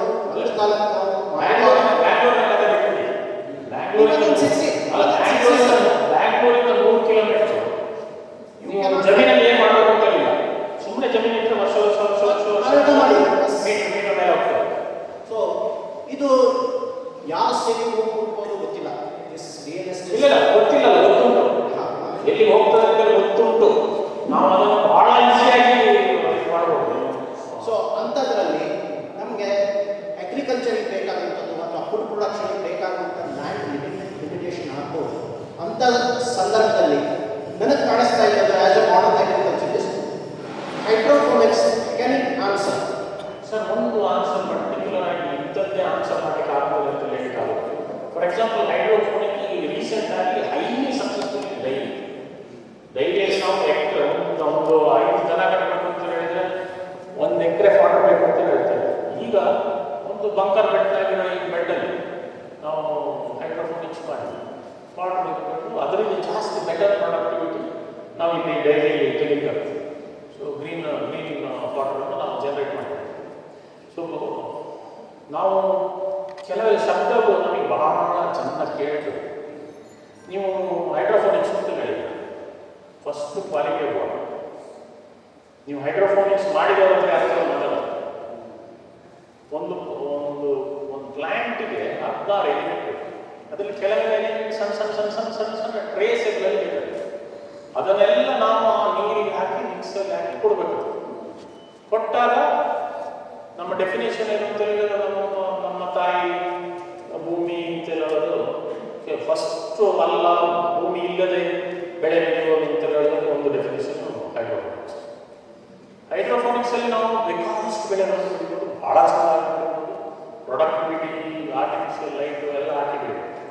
artificial light hockey ಬೆಳೀತಿದ್ವಿ, current ಬೇಕು ಅಂತ ಹೇಳಿದ್ರೆ ಪ್ರಪಂಚದಲ್ಲಿ ಹೈಯೆಸ್ಟ್ ಪವರ್ ಬಿಲ್ ಇರೋದು, ಪರ್ ಯೂನಿಟ್ ಪವರ್ ಕಾಸ್ಟ್ ಇರೋದು ನಮ್ಮ ದೇಶ ಒಂದು. ಸೊ ಆವಾಗ ನಾವು ಕಾಂಪಿಟೇಟಿವ್ ಆಗಿ ಆಗುತ್ತೆ. ಎರಡನೇದು, ಹೈಡ್ರೋಫೋನಿಕ್ಸ್ ಬೆಳೆಯುವ ನಿಮ್ಮ 750 ರೂಪಾಯಿ ಸಂಬಳದವರಿಗೆ ಸತ್ಯ. ಯಾಕೆಂತಂದರೆ ನಮಗೆ ಅದರಿಂದ ಜಾಸ್ತಿ ನಾಲೆಜ್ ಇದೆ. ಒಂದು ಸ್ವಲ್ಪ ನಮ್ಮಲ್ಲೇ ಒಂದು ನಮಗೆ ನಾವೇ ಒಂದು ಅದರದೊಂದು ವಿಕ್ಟಿಮ್ ಮೀಡಿಯಾದಲ್ಲಿ ಹೈಡ್ರೋಫೋನಿಕ್ಕಿಂತ ಒಂದು ಸ್ಟೆಪ್ ಕೆಳಗೆ ಮೀಡಿಯಾದಲ್ಲಿ ಹಾಕಿ ಒಂದು ಹೂ ಬೆಳೆಯುವಾಗ ಅಪ್ಪಿತಪ್ಪಿ ಒಂಚೂರು ಬೋರಾನ್ ಜಾಸ್ತಿ ಆಗಿದೆ. ಅದು ನಾವು ಜಿಂಕ್ ಅಂತ ಹೇಳಿದ್ರೆ ಬೋರಾನ್ ಹಾಕಿ ಅಲ್ಲಿ ಒಂದು ಗೋವಿಂದ. ಸೊ ಅಲ್ಲಿ ಮತ್ತೆ ಪುನಃ ಎಲ್ಲ ಮೀಡಿಯಾ ಅಂತ ಹೇಳಿದ್ರು ವಸ್ತು ಮಾಡಿ ಸ್ಟಾರ್ಟ್ ಮಾಡೋದು. ಸೊ ಅದು this is for precision agriculture. Precision ಅಗ್ರಿಕಲ್ಚರ್ಗೆ precise product, high value product, ಆ ಥರದ್ದು ಇದು. ಇವತ್ತಿನ ವಿಷಯದಲ್ಲಿ ಒಂದು ದೊಡ್ಡ ಪ್ರಾಬ್ಲಮ್ ಏನಂತ ಹೇಳಿದ್ರೆ, ನಾನು ಯಾವ ಬರಗಾಲಕ್ಕೆ ಏನು ಎಗೇನ್ಸ್ಟ್ ಇಲ್ಲ, ಬಟ್ ಎಗ್ರಿಕಲ್ಚರ್ ಮಾಡದೆ ಬರೆಯುವ ಭಾಳ ಜನ. ಎಗ್ರಿಕಲ್ಚರೇ ಮಾಡಿರೋದು ಈ ಕೇಳು ಅಂತ ಹೇಳಿದ್ರೆ ನಾನು ಎಗ್ರಿಕಲ್ಚರಿಸ್ಟ್ ಅಂತ ಹೇಳಿರ್ತೇನೆ. ಇಲ್ಲ, ಎಗ್ರಿಕಲ್ಚರಿಸ್ಟ್ ಬಿಟ್ಟು ಎಷ್ಟೋ ವರ್ಷ ಆಗುತ್ತೆ. ಸೊ ಹಾಗಿದ್ದು ಬೇಕಾದಷ್ಟು ಪುಸ್ತಕಗಳನ್ನು ಬರೀತಾರೆ, ಬೇಕಾದಷ್ಟು ಯೂಟ್ಯೂಬಲ್ಲಿ ಲೋಡ್ ಮಾಡ್ತಾರೆ. ನಾನು ಯೂಟ್ಯೂಬಲ್ಲಿ ಕೆಲವೆಲ್ಲ ನನ್ನ ಇದನ್ನು ಹಾಕಿಗೆ ಕಾರಣ ಏನು ಅಂತ ಹೇಳಿದ್ರೆ, ಇಂಥವ್ರನ್ನೆಲ್ಲ ನೋಡುವಾಗ ನಮ್ದಾದ್ರು ನೋಡಿ ಯಾರಾದ್ರೂ ಮೈಂಡ್ ಚೇಂಜ್ ಆಗಿದೆ. ಸೊ ಕೋಟಿ ಕಟ್ಟಲೆ ಒಂದು ಎಕರೆಯಲ್ಲಿ ಬೆಳೀಲಿಕ್ಕೆ ಆಗ್ತದೆ. ಅದು ಹೇಗೆ ಅಂತ ಹೇಳೋದಿಲ್ಲ. ಅವನು ಯಾರೋ ಮೊಬೈಲ್ನ ಅವ್ನು ಇಷ್ಟು ಕೋಟಿ ಆಯಿತು ಅಂತೇಳಿ. ಸೊ ಇಷ್ಟೆಲ್ಲ ಕೋಟಿ ಆಗಿ ಕುರಿ ಸಾಕಣೆ ಅಂತ ಹೇಳ್ತಾರೆ. ಕುರಿ ಸಾಕಣೆ ಮಾಡಿದ್ರೆ ಅಷ್ಟು ಲಾಭ ಆಗ್ತದೆ, ಇಷ್ಟು ಲಾಭ ಆಗ್ತದೆ. 1 kg ಮಟನ್ 700 ರೂಪಾಯಿ, 800 ರೂಪಾಯಿ, ಒಂದು ಮರಿ ಅಷ್ಟು ಇರ್ತದೆ, ಇಷ್ಟು ವರ್ಷದಲ್ಲಿ ಇಷ್ಟು ಮರಿ ಅಂತ ಎಕ್ಸೆಲ್ ಸಿಗ್ತದೆ. ಭಾಳ ಚೆನ್ನಾಗಿ ಮಾಡಿ ಹೇಳ್ತೇವೆ. ಆ ಥರ ಲೆಕ್ಕ ನೋಡಿದ್ರೆ ಅದು ಭಾಳ ಇದರಲ್ಲಿ ಇರುತ್ತೆ. ಇವಾಗ ಕುರಾನಲ್ಲಿ ಕೂಡ ಈ ಕುರಿ ಸಾಕಣೆಗೆ ಭಾರಿ ಪ್ರಾಫಿಟಬಲ್ ಅಂತ ಕುರಾನಲ್ಲಿ ಕೂಡ ಇದೆ.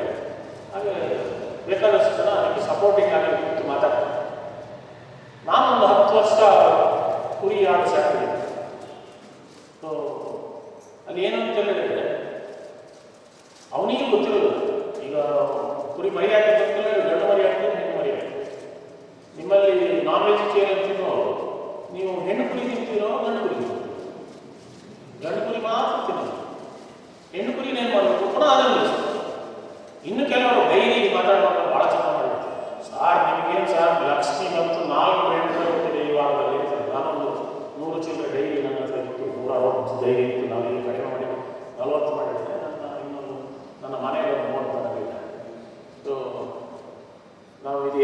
ಎಷ್ಟೋ ಜನ ಹೇಳ್ತಾರೆ ಡೈಲಿ ಲಾಭ ಆಗೋದಿಲ್ಲ, ನಿಮ್ಮ ಮಾತ್ರ ನಿಮ್ಮ ತೋಟದಲ್ಲಿ ದನ ಇದೆ, ನಿಮ್ಮ ಅಮ್ಮನ ದನ ಇಡ್ತಾರೆ ಅಂತ ಹೇಳಿದ್ರೆ ನಾವು ಯಾಕೆ ಇಟ್ಟಿದ್ದೇವೆ ಅಂತ ಹೇಳಿದ್ರೆ ಅದು ಪರ್ಪಸ್ ಇದೆ.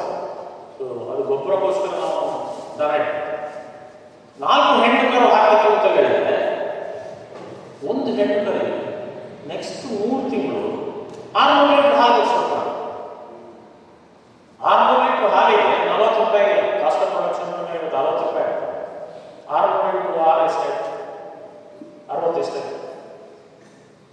ಇವತ್ತು ನೀವು ಒಂದು ದನ ತಗೊಳ್ಳೋದಾದ್ರೆ ನಿಮಗೆ 1.25 ಲಕ್ಷ ರೂಪಾಯಿ ದನ ಸಿಗ್ತದೆ. ಆ್ಯಕ್ಚುಲಿ ನೀವು ಒಂದು ಒಳ್ಳೆ ದನ ನಿಮ್ಮ ಕರು ಹುಟ್ಟಿದ ನಂತರ ಅದನ್ನು ಬೆಳೆಸಿ ಅದು ಗಬ್ಬ ಆಗೋದನ್ನು ತಗೊಂಡು ಅಂತ ಹೇಳಿದ್ರೆ 2.5 ಲಕ್ಷದಿಂದ 3 ಲಕ್ಷ ರೂಪಾಯಿ ಅದಕ್ಕೆ ಖರ್ಚು ಬರ್ತದೆ. ಇದನ್ನು ಯಾರು ರೆಕಗ್ನೈಸ್ ಮಾಡೋದಿಲ್ಲ. 99% ಜನ ಕರೆಕ್ಟಾಗಿ ಲೆಕ್ಕ ಇಟ್ಟಿಗೆ ಬರೋದಿಲ್ಲ. ಬ್ಯಾಲೆನ್ಸ್ ಶೀಟು, ಆಡಿಟು ಇಲ್ಲ ರೇಷಿಯೋಸ್ ಅಂತ ಹೇಳೋದು ನಮ್ಮ ಅಗ್ರಿಕಲ್ಚರಲ್ಲಿ ಇಲ್ಲೇ ಇಲ್ಲ. ಅಪ್ಪಿತಪ್ಪಿ ನಮ್ಮ ಡಿಗೋರು ಯಾರೋ ಪ್ಲಾಂಟೇಷನ್ ಸೈಡಿಗೆ ಮಾಡೋದು ಚೂಚು ನಾವು 4 ಜನ ರೈತರುಗಳಿಟ್ಟು ಕೃಷಿ ಮಾಡಿ ಮತ್ತಿಂದಲೂ ಮಾಡೋದು. ಆಗ ನಾವು ಅದನ್ನೆಲ್ಲ ಇಡ್ತಾ ಇದ್ದೀವಿ. ಹೈಡ್ರೋಫೋನಿಕ್ಸು ಈಗ ನಿಮಗೆ ನಿಮ್ಮ ಮನೆಯಲ್ಲಿ ಬೇಕು, ನಿಮ್ಮ ಟೆರೆಸಲ್ಲಿ ಒಂದು ಸಣ್ಣ ಹೈಡ್ರೋಫೋನಿಕ್ ಇದು ಮಾಡಬೇಕು. ಅದರಲ್ಲಿ ಕೆಲವು ತರಕಾರಿಗಳನ್ನು ಕೆಲವು ಇದನ್ನು ನೀವು ಬೆಳಿಬೇಕು. ನೀವು ಆ ಥರದ ಒಂದು ಎಕ್ಸ್ಪರಿಮೆಂಟ್ ಸ್ಟಾರ್ಟ್ ಮಾಡಿ ನಿಮ್ಮ ಮನೆಯಲ್ಲೇ ಸ್ಟಾರ್ಟ್ ಮಾಡಿ, ನಿಮ್ಮ ಮನೆ ಟೆರೆಸಲ್ಲೇ ಸ್ಟಾರ್ಟ್ ಮಾಡಿ, ಸಣ್ಣ ಇಕ್ವಿಪ್ಮೆಂಟ್ ತಗೊಂಡು. Sir, I am not asking it for hobby agriculture. I am basically I am an agriculturist, fully involved in the agriculture profession. By education, I am agriculture engineer who has come out from US, Harvard. Okay. With that background, I am speaking whether there are any future opportunities for hydroponics in commercial agriculture. Commercial I am not agriculture speaking about hobby agriculture. ಒಂದು 2 slide ಹಿಂದೆ ನಾನು ಶಬ್ದ ಹಾಕಿದೆ. Demand based production ಮಾತ್ರ ಲಾಭದಾಯಕ ಆಗಲ್ಲ. ನಿಮಗೆ ಯಾವುದಾದ್ರೂ ಒಂದು ಪ್ರಾಡಕ್ಟ್ ನನಗೆ ಡಿಮಾಂಡ್ ಇದೆ, ನಾನು ಬೆಳೆದದಕ್ಕೆ ನನ್ನ ಕಾಸ್ಟ್ ಇಷ್ಟಿದೆ, ನನ್ನ ಟರ್ಮ್ಸ್ ಆಫ್ ದ ಸೇಲ್ ಇಷ್ಟು, ನನಗೆ ಈ ರೆವಿನ್ಯೂ ಬರುತ್ತೆ ಅಂತ ಹೇಳುವಂಥ ಧೈರ್ಯ ಇದ್ದರೆ ನೀವು ಮಾಡಬಹುದು, ಇಲ್ಲದ್ರೆ ಮಾಡಬಹುದು. I think I answer. Yeah, because in North Kerala, per capita land holding ಕಡಿಮೆ ಆಗ್ತಾ ಇದೆ because of fragmentation and expansion of the projects and non-agriculture purposes ಬಹಳ ಹೋಗ್ತಾ ಇದೆ. ಸೊ ಅಗ್ರಿಕಲ್ಚರಿಗೆ ಸಿಗುವಂಥ ಲ್ಯಾಂಡಿನ ಅವೈಲಬಿಲಿಟಿ ಬಹಳ ಕಡಿಮೆ ಆಗ್ತದೆ. ಇನ್ ಕಮಿಂಗ್ ಡೇಸ್ ಅದನ್ನೇ ನಾವು ಮಾತಾಡಿದ್ವಿ. So whether in order to build up the production especially That is one of the options. That is what you are talking is one of the options. Definitely one of the options. A very good option, very healthy option, very safe option, and it is definitely got a future.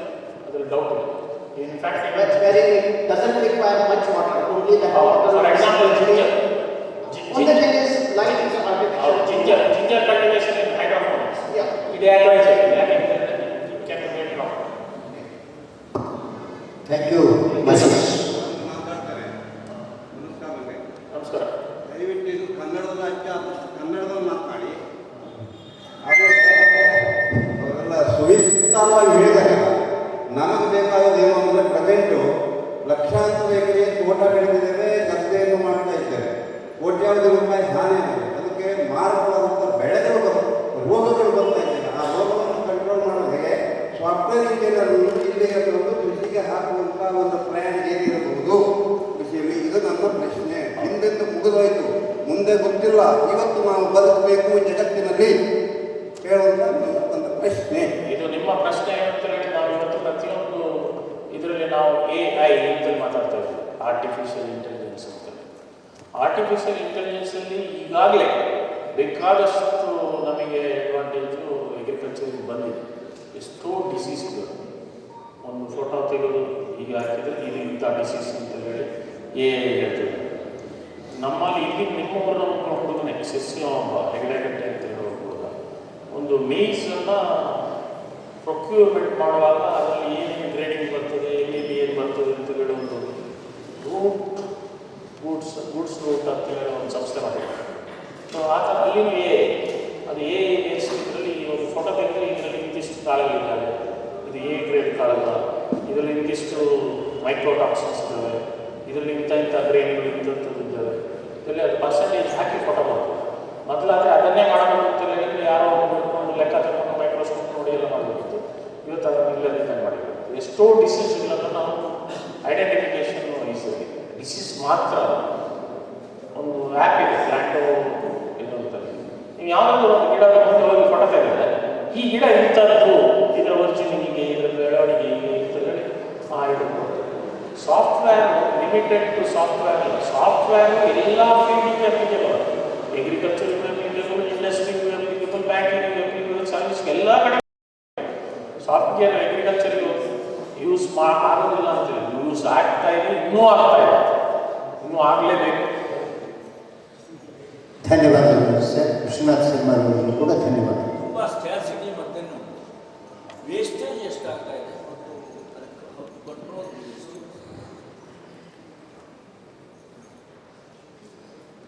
Sir wastage ಅಂತೂ perishable ಕಮಾಡಿಟಿಯಲ್ಲಿ wastage ಎಷ್ಟು ಆಗ್ತದೆ, ಹೇಗಾಗ್ತದೆ ಅಂತ ಹೇಳಿಕ್ಕಾಗುತ್ತೆ.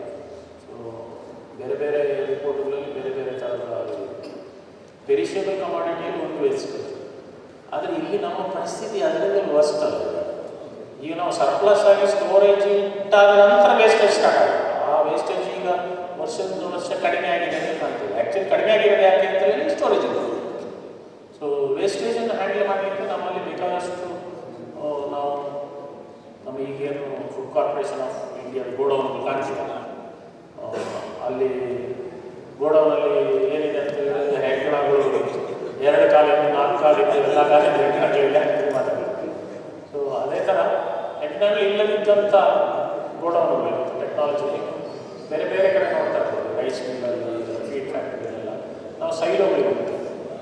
ಸೈಲೋಗಳ ನಾವು purpose ಏನಕ್ಕೆ ಅಂತ ಹೇಳಿದರೆ ಒಂದು food ಗ್ರೇಡನ್ನು ಒಂದು ಪರ್ಟಿಕ್ಯುಲರ್ ಲೆವೆಲ್ ಆಫ್ ಮಾಯಿಶ್ಚರ್, ಒಂದು ಪರ್ಟಿಕ್ಯುಲರ್ ಲೆವೆಲ್ ಆಫ್ ಟೆಂಪರೇಚರ್, ಒಂದು ಪರ್ಟಿಕ್ಯುಲರ್ ಲೆವೆಲ್ ಇದನ್ನೆಲ್ಲ ಮೇಂಟೈನ್ ಮಾಡ್ತಾರೆ.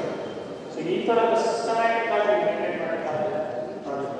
ಫುಡ್ನಲ್ಲಿ ಪೆರಿಷೇಬಲ್ ಕಮಾಡಿಟಿಯಲ್ಲಿ ನಾವು ವೇಸ್ಟೇಜ್ ನಮ್ಮ ವೇಸ್ಟೇಜ್ ತರಲಿಕ್ಕೆ ಆಗೋದಿಲ್ಲ. ಯಾಕೆ ಅಂತ ಹೇಳಿದ್ರೆ ನಾವು ಈಗ ಇದೆಲ್ಲ ಅಂದರೆ ನಾವಿರೋ ಕರೆಕ್ಟ್ ತಗೋತೀವಿ, ಇಲ್ಲದಿದ್ದರೆ ಎಷ್ಟೊತ್ತಿಗೆ 2 ಸಲ ಹಾಕೋದು. ಸೊ ಈ ಥರದ ಪರಿಸ್ಥಿತಿಯಲ್ಲಿ ನಾವು ಕೋಲ್ಡ್ ಸ್ಟೋರೇಜ್ ಕೋಲ್ಡ್ ಚೈನನ್ನು ಮೇಂಟೈನ್ ಮಾಡೋದು ಅಷ್ಟೇ. ಫುಡ್ ಕೂಡ ತುಂಬ ವೇಸ್ಟ್ ಮಾಡ್ತಾರೆ, ಭಾಳ ವೇಸ್ಟ್ ಮಾಡ್ತಾರೆ. ಒಂದು ಪ್ರಶ್ನೆ, ನಾವೊಂದು expertise deficit occurring among people in the agricultural field. ದಯವಿಟ್ಟು ಫಾರ್ ಸೇಲ್ಸ್ ತೆರಳಬೇಕು ಅಂತ ವಿನಂತಿ ಮಾಡ್ಕೊಳ್ತೇನೆ. ಎಕ್ಸ್ಪರ್ಟೀಸ್ ಡೆಫಿಸಿಟ್ ಅಂತ ನಾವು ಹೇಳಿದ್ವಿ. ಈ ಅಗ್ರಿಕಲ್ಚರಲ್ ಫೀಲ್ಡ್ನಲ್ಲಿ ಫಾರ್ಮರ್ಸಿಗೆ ತುಂಬ ಈಗ ನಾನು ವಾಸ್ತುವರೆಲ್ಲ ಹೋಗುವಾಗ ಇದ್ದ ಟೆಕ್ನಾಲಜಿ ಅದೆಲ್ಲ ಔಟ್ಡೇಟೆಡ್. ಅದು ನಾವು ಇವತ್ತಿನ ದಿವಸದಲ್ಲಿ ನಾವು ಟೆಕ್ನಾಲಜಿ ಅಡ್ವಾನ್ಸ್ ಆಗ್ತಾ ಹೋಗ್ತಾ ಇದೆ. ನಾವು ಅದಕ್ಕೆ ಅದರ ಲೆವೆಲ್ಗೆ ಅಪ್ಡೇಟ್ ಆಗಿಲ್ಲ ಅಂತ ಹೇಳಿದ್ರೆ ನಾವೆಲ್ಲರೂ ಹೋಗ್ತೀವಿ. ಯೂನಿವರ್ಸಿಟಿಗಳಲ್ಲಿ ಸ್ಟೂಡೆಂಟ್ಸಿಗೆ ನೀವು ತರ್ತಾ ಇದ್ದೀರಾ with your knowledge and expertise. Sir university ಕಥೆಗಳನ್ನು ಮಾತಾಡಲಿಕ್ಕೆ ನಾಳೆ ಬೆಳಿಗ್ಗೆ ಬೇಕಾದ್ರೆ ಮಾತಾಡ್ತೀವಿ. ನಮ್ಮ ದೇಶದಲ್ಲಿ ಯೂನಿವರ್ಸಿಟಿ ಅಂತ ಹೇಳೋದು ಬೇಕಾದಷ್ಟು ಕೆಲಸ ಮಾಡಿದೆ. ಇನ್ಫ್ಯಾಕ್ಟ್ ನಮ್ಮಲ್ಲಿ ಯೂನಿವರ್ಸಿಟಿಗಳು ಹೈಯೆಸ್ಟ್ ಇನ್ಫ್ರಾಸ್ಟ್ರಕ್ಚರ್ ಇದೆ, ಒಳ್ಳೆ ಕ್ವಾಲಿಫೈಡ್ ಜನ ಇರ್ತಾರೆ. ಆದರೆ ಒಂದೇ ಒಂದು ಅಂತ ಹೇಳಿ ಅಲ್ಲಿ ಇಂಥ ಕೆಲಸ ಮಾಡಬೇಡ ಅಂತ ಹೇಳಿ ಯಾರಿಲ್ಲ. ಒಂದೇ ಒಂದು ಕೆಲಸ ಏನು ಮಾಡ್ತಾರೆ ಅಂತ ಹೇಳಿದರೆ, ನೆಕ್ಸ್ಟ್ ಈಗ ವಾಸುದೇವರು ಒಂದು ಪ್ರೊಫೆಸರ್ ಇದ್ದಾರೆ, ಇವರನ್ನು ತಗೊಳ್ಳಿ ಇವರ ಜಾಗಕ್ಕೆ ಇನ್ನೊಬ್ಬ ಹೇಗೆ ಪ್ರೊಫೆಸರ್ ಆಗೋದು, ಇಲ್ಲ ಇದನ್ನೊಂದು ಈ ಕಾಲೇಜನ್ನೇ ತೆಗೆದು ಒಂದು ಯೂನಿವರ್ಸಿಟಿ ಮಾಡಿ ವೈಸ್ ಚಾನ್ಸಲರ್ ಆಗೋದು, ಈಗಿರೋದನ್ನೆಲ್ಲ ತಿಂಕ್ ಮಾಡೋದಲ್ಲದೆ ಬೇರೆ ಅಂತ ಕೆಲಸಗಳು ಆಗ್ತಾ ಇದೆ. ನಾನು ಮಾತಾಡೋದು ಈ ಸ್ಟೂಡೆಂಟ್ಸ್ ಏನು ಬರ್ತಾರ ಹೊರಗಡೆ, ಅವರ ಅವೈಲಬಿಲಿಟಿ ಫಾರ್ ಇದು ಎಕ್ಸ್ಪರ್ಟೀಸ್ ಕೊಡಲಿಕ್ಕೆ ಫಾರ್ಮರ್ಸಿಗೆ ಅದು ಇನ್ಫ್ರಾಸ್ಟ್ರಕ್ಚರು ಇಲ್ಲ ಇದಕ್ಕೆ. ಇನ್ಫ್ರಾಸ್ಟ್ರಕ್ಚರ್ ಇದೆ ನಮ್ಮಲ್ಲಿ, ಫ್ಯಾಂಟಾಸ್ಟಿಕ್ ಇನ್ಫ್ರಾಸ್ಟ್ರಕ್ಚರ್ ಇದೆ. ಆದರೆ ಏನು ಪಾಠ ಹೇಳಲಿಕ್ಕೆ ಜನ ಇಲ್ಲ. ಪಾಠ ಹೇಳಲಿಕ್ಕೆ ಅಲ್ಲಿ ಜನ ಇಲ್ಲ. ಎಷ್ಟೋ ಇದರಲ್ಲಿ ನಾನು ಎಷ್ಟೋ ಜನರನ್ನು ತಮಾಷೆ ಮಾಡ್ತಾ ಇದ್ದೆ. ಮೊದಲು ಏನು ಉಪನ್ಯಾಸಕರು ಇಲ್ಲ ಪ್ರಾಧ್ಯಾಪಕರು ಅಂತೇಳಿ, ಈಗ ಅವರ ಜೊತೆಗೆ ಸಂಚಾರಿ ಪ್ರಾಧ್ಯಾಪಕರು ಅಂತ ಸೇರಿದ್ರು. 4 ಕಾಲೇಜಿಗೆ ಸೇರಿಬಿಟ್ಟು ಒಬ್ಬ ಆ ಥರದ ಪರಿಸ್ಥಿತಿ ಇದೆ. ಸೊ ಇದು ಇಟ್ಸ್ ವೆರಿ ಬ್ಯಾಡ್ ಸಿಚುವೇಶನ್. ನಾನು 20 ಎಕರೆ ಗದ್ದೆ ಖರೀದಿ ಮಾಡಿದ್ದೆ. ತೋಟ ತೋಟ ಹಾಕ್ಬೇಕಾ ಅಥವಾ ಈಗ ದವಸ ಧಾನ್ಯ ಬೆಳಿಬೇಕು? ಅದು ನಾವು ಲಾಸ್ಟ್ ಮಾತಾಡಿದ್ವಿ ಡಿಮಾಂಡ್ ಎಷ್ಟು ನಿಮಗೆ ಯಾವುದರಲ್ಲಿ ಜಾಸ್ತಿ ಲಾಭ ಮಾಡಲಿಕ್ಕಾಗ್ತದೆ ಅಂತ ನೋಡಿ. ನೀವು ಅದ್ರಲ್ಲಿ ಲಾಭ ಮಾಡಲಿಕ್ಕಾಗ್ತದೆ ಅಂತಂದ್ರೆ ಅದನ್ನು ಬೆಳಿ. ನೀವು ಅದು ಲಾಭ ಆಗಲಿಲ್ಲ ಅಂತಂದ್ರೆ ಮರುದಿವಸ ಬೆಟ್ಟಿ ನಾವು ಬೆಳಿಬೇಕಾಗ್ತದೆ. ಕೊನೆಗೆ ನಾವು ಮನೆ ಮಾಡೋದೇನಿಲ್ಲ, ಮನೆ ಬಂದ ಅಡಿಕೆ ಏನಾಗ್ತದೆ ಆ ಅಡಿಕೆ ದಯವಿಟ್ಟು ಸರ್ ಪುಟ್ಟದಾಗಿರಲಿ ಪ್ರಶ್ನೆ, ಒಬ್ಬರು ಒಂದೇ ಪ್ರಶ್ನೆಯನ್ನು ಕೇಳಬೇಕಾಗಿ ವಿನಂತಿ ಮಾಡ್ಕೊಳ್ತೀನಿ. ಇವತ್ತು ರಾತ್ರಿ ಇಡೀ ಇಲ್ಲೇ ಇರ್ತದೆ. ನನ್ನ ಹೆಸರು ಅರವಿಂದ್ ಪೈ ಅಂತ. ನಾನು ಈ ಶಿರ್ಸಿಯ ಬ್ಯಾಂಕಿನ ಮಾಜಿ ಮ್ಯಾನೇಜರ್ ಆಗಿ ರಿಟೈರ್ಡ್ ಆದವರು. ನನ್ನದು ಒಂದು ಪ್ರಶ್ನೆ ಅಂದರೆ, 50 ವರ್ಷದ ಹಿಂದೆ ನಮ್ಮ ನೆನಪಿದೆ, ನಮ್ಮ ತಂದೆಯವರು ಸಣ್ಣ ಪ್ರಮಾಣದಲ್ಲಿ ಭತ್ತದ ವ್ಯಾಪಾರ ಮಾಡ್ತಿದ್ರು. ಅವರ ಜೊತೆಗೆ ನಾವು ಹಳ್ಳಿಗೆ ಗಾಡಿ ಮೇಲೆ ಹೋಗೋದು ದೈವಾಂಶ ರಜೆಯಿದ್ದಾಗ. ಅಲ್ಲಿ ನೋಡ್ತಿದ್ದು ನಾವು ದೊಡ್ಡ ದೊಡ್ಡ ಮನೆಗಳು, ನೂರಾರು ಜನ ಆ ಫ್ಯಾಮಿಲಿಯಲ್ಲಿ. ಆದರೆ ಇವತ್ತಿನ ಪರಿಸ್ಥಿತಿ ಏನಾಗಿದೆ ಅಂತ ಹೇಳಿದರೆ, ನಾವು ಯಾವುದೇ ಒಂದು ಹಳ್ಳಿಗೆ ನಾವು 30 ವರ್ಷ ಹೀಗೆ ಸದ್ಯಕ್ಕೆ ನಾವು ನೋಡಿದರೆ ಅಲ್ಲಿ ಬರೀ ಜಗಲಿಗಳು ಕಾಣಿಸ್ತದೆ, ಮನುಷ್ಯರು ಕಾಣ್ತಾ ಇದೆ. ಅದನ್ನೇ ನಾವು ಮಾತಾಡಿದ್ದೇವೆ. ಹೀಗೆ ಪರಿಸ್ಥಿತಿ ಏನಾಗಿದೆ ಅಂತ ಹೇಳಿದರೆ, ಪ್ರತಿಯೊಬ್ಬರು ಕೂಡ ಶಿಕ್ಷಣ ತೆಗೆದುಕೊಂಡು ಬೆಂಗಳೂರಿಗೆ ಹೋಗ್ಬಿಡುದು. ಅದು ಬೆಂಗಳೂರು ಮುಂದೋಗಿ ಆಗಿದೆ, ಅಮೆರಿಕಕ್ಕೆ ಹೋಗಿ ಆಗಿದೆ. ವರ್ಷಕ್ಕೆ 3-4 ಲಕ್ಷ ರೂಪಾಯಿ ಕೊಡ್ತಾರೆ. ಆದರೆ ಇಲ್ಲಿ ಒಳ್ಳೆಯ ಅಗ್ರಿಕಲ್ಚರ್ ಒಂದು ಅಡಿಕೆ ತೋಟ ಮಾಡಿ ಅವ ಬೆಳೆದು ಪ್ರಾಫಿಟ್ ನೋಡಿದರೆ ಅವರು 10 ವರ್ಷ ಮಾಡಿಬಿಟ್ಟು ಇಲ್ಲಿ 2 ತಿಂಗಳಿಗೆ ಬರುವಂಥ ಎಷ್ಟು ರೈತರಿದ್ದಾರೆ. ಅದರ ದುರ್ದೈವ ಏನಾಗಿದೆ ಅಂತ ಹೇಳಿದರೆ, ಅಂಥ ಮಕ್ಕಳಿಗೆ ಯಾರು ಹೆಣ್ಣು ಕೊಡಲಿಕ್ಕೆ ಕೊಡೋದಿಲ್ಲ. ಯಾಕಂದರೆ ಬರೇ ಬೆಂಗಳೂರು ಅಥವಾ ಅಮೇರಿಕಾವು ನಾವು ಕೂತ್ಕೊಳ್ಬೇಕು, ಅಲ್ಲಿ ಮಾಡಬೇಕು, ಬರೀ ಎಂಜಾಯ್ ಮಾಡಬೇಕಲ್ಲ. ಈ ಕನ್ಸೆಪ್ಟನ್ನು ನಾವು ತೆಗೆಯುವಂಥ ಪರಿಸ್ಥಿತಿ ನಾವು ಅಗ್ರಿಕಲ್ಚರ್ನಲ್ಲಿ ಮಾಡಿದರೆ ಬಹುಶಃ ಅಗ್ರಿಕಲ್ಚರ್ಗೂ ನಮಗೆ ಒಳ್ಳೆಯ ಜನ ಸಿಗಬಹುದು ಅಂತ ನನ್ನ ಆಸೆ. ನೀವು ನಿಮ್ಮ ಮಗಳನ್ನು ಕೊಡೋದಿಲ್ಲ, ನಾನು ನನ್ನ ಮಗಳನ್ನು ಕೊಡೋದಿಲ್ಲ. ಗಟ್ಟಿ ಕೊಟ್ಟಿಗೆ ಸೇರಿಸ್ತಾರೆ. ಮನೆಯಲ್ಲಿ ನಾನು ದನ ಹೇಳಿದ್ರೆ ಆ ಮನೆಗೆ ಯಾರಾದರೂ ಹೆಣ್ಮಕ್ಳನ್ನ ಕೊಡ್ತಾರೆ ಅಂತ ಹೇಳಿದ್ರೆ ಅವರು ಏನೋ ತಪ್ಪಿತಸ್ಥರು ಅಂತ ಹೇಳುವ ಪರಿಸ್ಥಿತಿ ಇವತ್ತಿಗಿದೆ.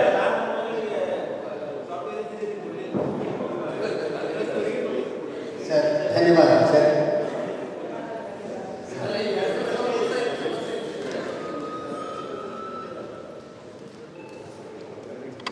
ನೀವು ಅನಿಮಲ್ ಬ್ರೀಡಿಂಗ್ ಪಾಲಿಸಿ ಬಗ್ಗೆ ಕೆಲಸ ಮಾಡಿದ್ದೀರಿ.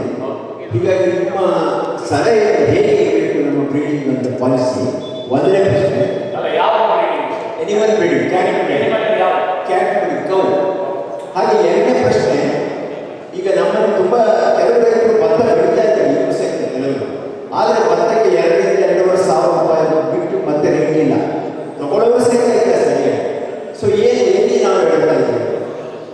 ಅದೇ ನಮ್ದು ನಾವು ಈಗ ಟ್ರಾನ್ಸ್ಫಾರ್ಮೇಷನ್ ಮಾಡ್ಬೋದು, ಗ್ಲೋಬಲೈಸೇಷನ್ ಆಗಿದೆ. ಇವತ್ತಿಗೆ ನಾವು ಇವತ್ತಿನ ಜೋಳದ ಬೆಲೆ 27,274 ವರ್ಲ್ಡ್ ಮಾರ್ಕೆಟಲ್ಲಿ 214. ನಮ್ಮ ಸರ್ಕಾರ ಏನೋ ಹಿಡ್ಕೊಂಡಿಟ್ಟಿದೆ, ಒಂದು 10%, 20% ಡ್ಯೂಟಿ ಆಗ್ತದೆ ಅಂತೇಳಿ. ಅದಿಲ್ಲ ಅಂತ ಹೇಳಿದ್ರೆ ಶೋಕಿಗೆ ಕೊಟ್ಟಾಗಬೇಕು. ಭತ್ತದಲ್ಲಿ ಕೂಡ ಹಾಗೆ. ಭತ್ತ ಮಾತ್ರ ಬೆಳೆಯುವುದು, ಭತ್ತದಲ್ಲಿ ಒಂದು ಪ್ರಾಡಕ್ಟ್ ಇದೆ, ಮತ್ತೆ ಭತ್ತಕ್ಕೆ ಬೇಕಾದ ರಿಕ್ವೈರ್ಮೆಂಟ್ ಆಫ್ ವಾಟರ್. ಇದು ಎರಡನ್ನು ನೋಡ್ಲಿಕ್ಕೆ ಹೋದರೆ ಅದರಲ್ಲಿ ಎಫಿಷಿಯನ್ಸಿ ಫ್ಯಾಕ್ಟರ್ ಫಸ್ಟ್ ನಾವು ಡೆವಲಪ್ ಮಾಡಬೇಕು. ನಾನು 2 ಎಕರೆ ಭತ್ತದ ಮೊದಲು ನಾನು ಸಣ್ಣದಿರುವಾಗ 100 ಎಕರೆ ಜಾಸ್ತಿ ಭತ್ತ ಬೆಳಿತೀನಿ. ಈಗ ನಾನು 3-4 ವರ್ಷದಿಂದ 2 ಎಕರೆ ಭತ್ತ ಬೆಳಿತೀನಿ. ನಂದು cost of production of 1 kg paddy ಮೊನ್ನೆ ಕ್ರಾಪ್ ನನಗೆ 56 ರೂಪಾಯಿ. ನಿಮಗೆ ಅದು ವರ್ಕೌಟ್ ಆಗೋ ಚಾನ್ಸೇ ಇಲ್ಲ. ಅದು ಏನಂತ ಹೇಳಿದ್ರೆ ನಮಗೊಂದು ಸ್ಯಾಟಿಸ್ಫ್ಯಾಕ್ಷನ್ ಏನಂತ ಹೇಳಿದ್ರೆ, ನನ್ನ ಮನೆಯಲ್ಲಿ ದೇವಸ್ಥಾನ ಇದೆ, ನಮ್ಮ ಮನೆ ದೇವರಿಗೆ ದೇವಸ್ಥಾನಕ್ಕೆ ನಮ್ಮಲ್ಲಿ ಬೆಳೆದು ನಾವೇ ದೇವರಿಗೆ ನೈವೇದ್ಯ ಮಾಡ್ತಾ ಇದ್ದೇವೆ. ನಾವು ನಮ್ಮ ಮನೆಯಲ್ಲಿ ಒಂದು ಹೊತ್ತು ನಮ್ಮ ಅನ್ನವನ್ನು ನಾವು ಊಟ ಮಾಡ್ತಾ ಇದ್ದೇವೆ. ಇದೊಂದು ಅಷ್ಟೇ ಸ್ಯಾಟಿಸ್ಫ್ಯಾಕ್ಷನ್. ಸೊ ಕಾಂಪಿಟೇಷನ್ ಯಾವ ಥರ ಬಂದಿದೆ ಅಂತ ಹೇಳಿದ್ರೆ, ನೀವು ಇವತ್ತು ಸಿಂದಗಿ, ಗಂಗಾವತಿ, ಇಲ್ಲ ಗೋದಾವರಿ ಹೋಗಿಯೇ ಭತ್ತ ಬೆಳಿಬೇಕು, ಇಲ್ಲ ಪಂಜಾಬಲ್ಲಿ ಹೋಗಿಯೇ ಭತ್ತ ಬೆಳಿಬೇಕು. ಅವರ ಲೆವೆಲ್ ಆಫ್ ಕಾಂಪಿಟೇಷನ್ ನಿಮಗೆ ಬರಲಿಕ್ಕೆ ಆಗಲಿಲ್ಲ. ಅದಕ್ಕೋಸ್ಕರ ನಮ್ಮಲ್ಲಿ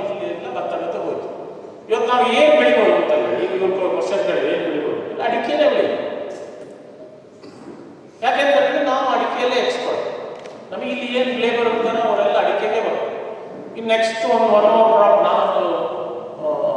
ನಾನು ಅಡಿಕೆ ಬೆಳೆಗಾರರ ನಡುಮಧ್ಯೆ ಒಂದು 50 ಎಕರೆ ಆಯಿಲ್ ಪಾಮ್ ಹಾಕಿದ್ದೆ. ನನಗೆ ಬೇಕಾದಷ್ಟು ಕಡೆ ಬೇಕಾದಷ್ಟು ಜನ ಹುಚ್ಚ ಅಂತ ಹೇಳಿದ್ರು, ಒಂದು ಸಲ 2 ಸಲ ಬೇಕಾದಷ್ಟು ಸಲ ಇದೆ. ಹಾಗೆ ಇದನ್ನ ಮಾಡೋದು ಕೂಡ ಹೇಳಿದ್ರು. ನಾವು 1 ಎಕರೆ ಅಡಿಕೆಯಲ್ಲಿ ಎಷ್ಟು ಬೆಳಿತೇವೆ, ಎಷ್ಟು ದುಡ್ಡು ದುಡಿತೇವೆ ಅಂತ ಹೇಳೋದು ನೋಡೋದು. ಒಂದು ಅಂದಾಜು ಯಾರು ಹೇಳೋದು 1 ಎಕರೆ ಅಡಿಕೆಯಲ್ಲಿ ನಾನು ಎಷ್ಟು ಕ್ವಿಂಟಾಲ್, ನಾನು 20 ಕ್ವಿಂಟಲ್ ಬೆಳೆದಿದ್ದೇನೆ. ಅಲ್ಲಿ ನೀವು ಯಾವಾಗ ಬೆಳೆಯೋದು ಹೇಳಿ, ನೀವು ವರ್ಷ ಎವರೇಜ್ ಬೆಳೆದಿದ್ದೇನೆ. 15 ಆಯ್ತು, 20. ಈಗ 12ಕ್ಕೆ ಬಂದದ. ಈಗ ನಿಮ್ಗೆ ಎಷ್ಟು ದುಡ್ಡು ಉಳಿತದೆ 1 ಎಕರೆ? ಎಕರೆ ಉಳಿಯುತ್ತಿಲ್ಲ. ಉಳಿತದೆ ಖಂಡಿತ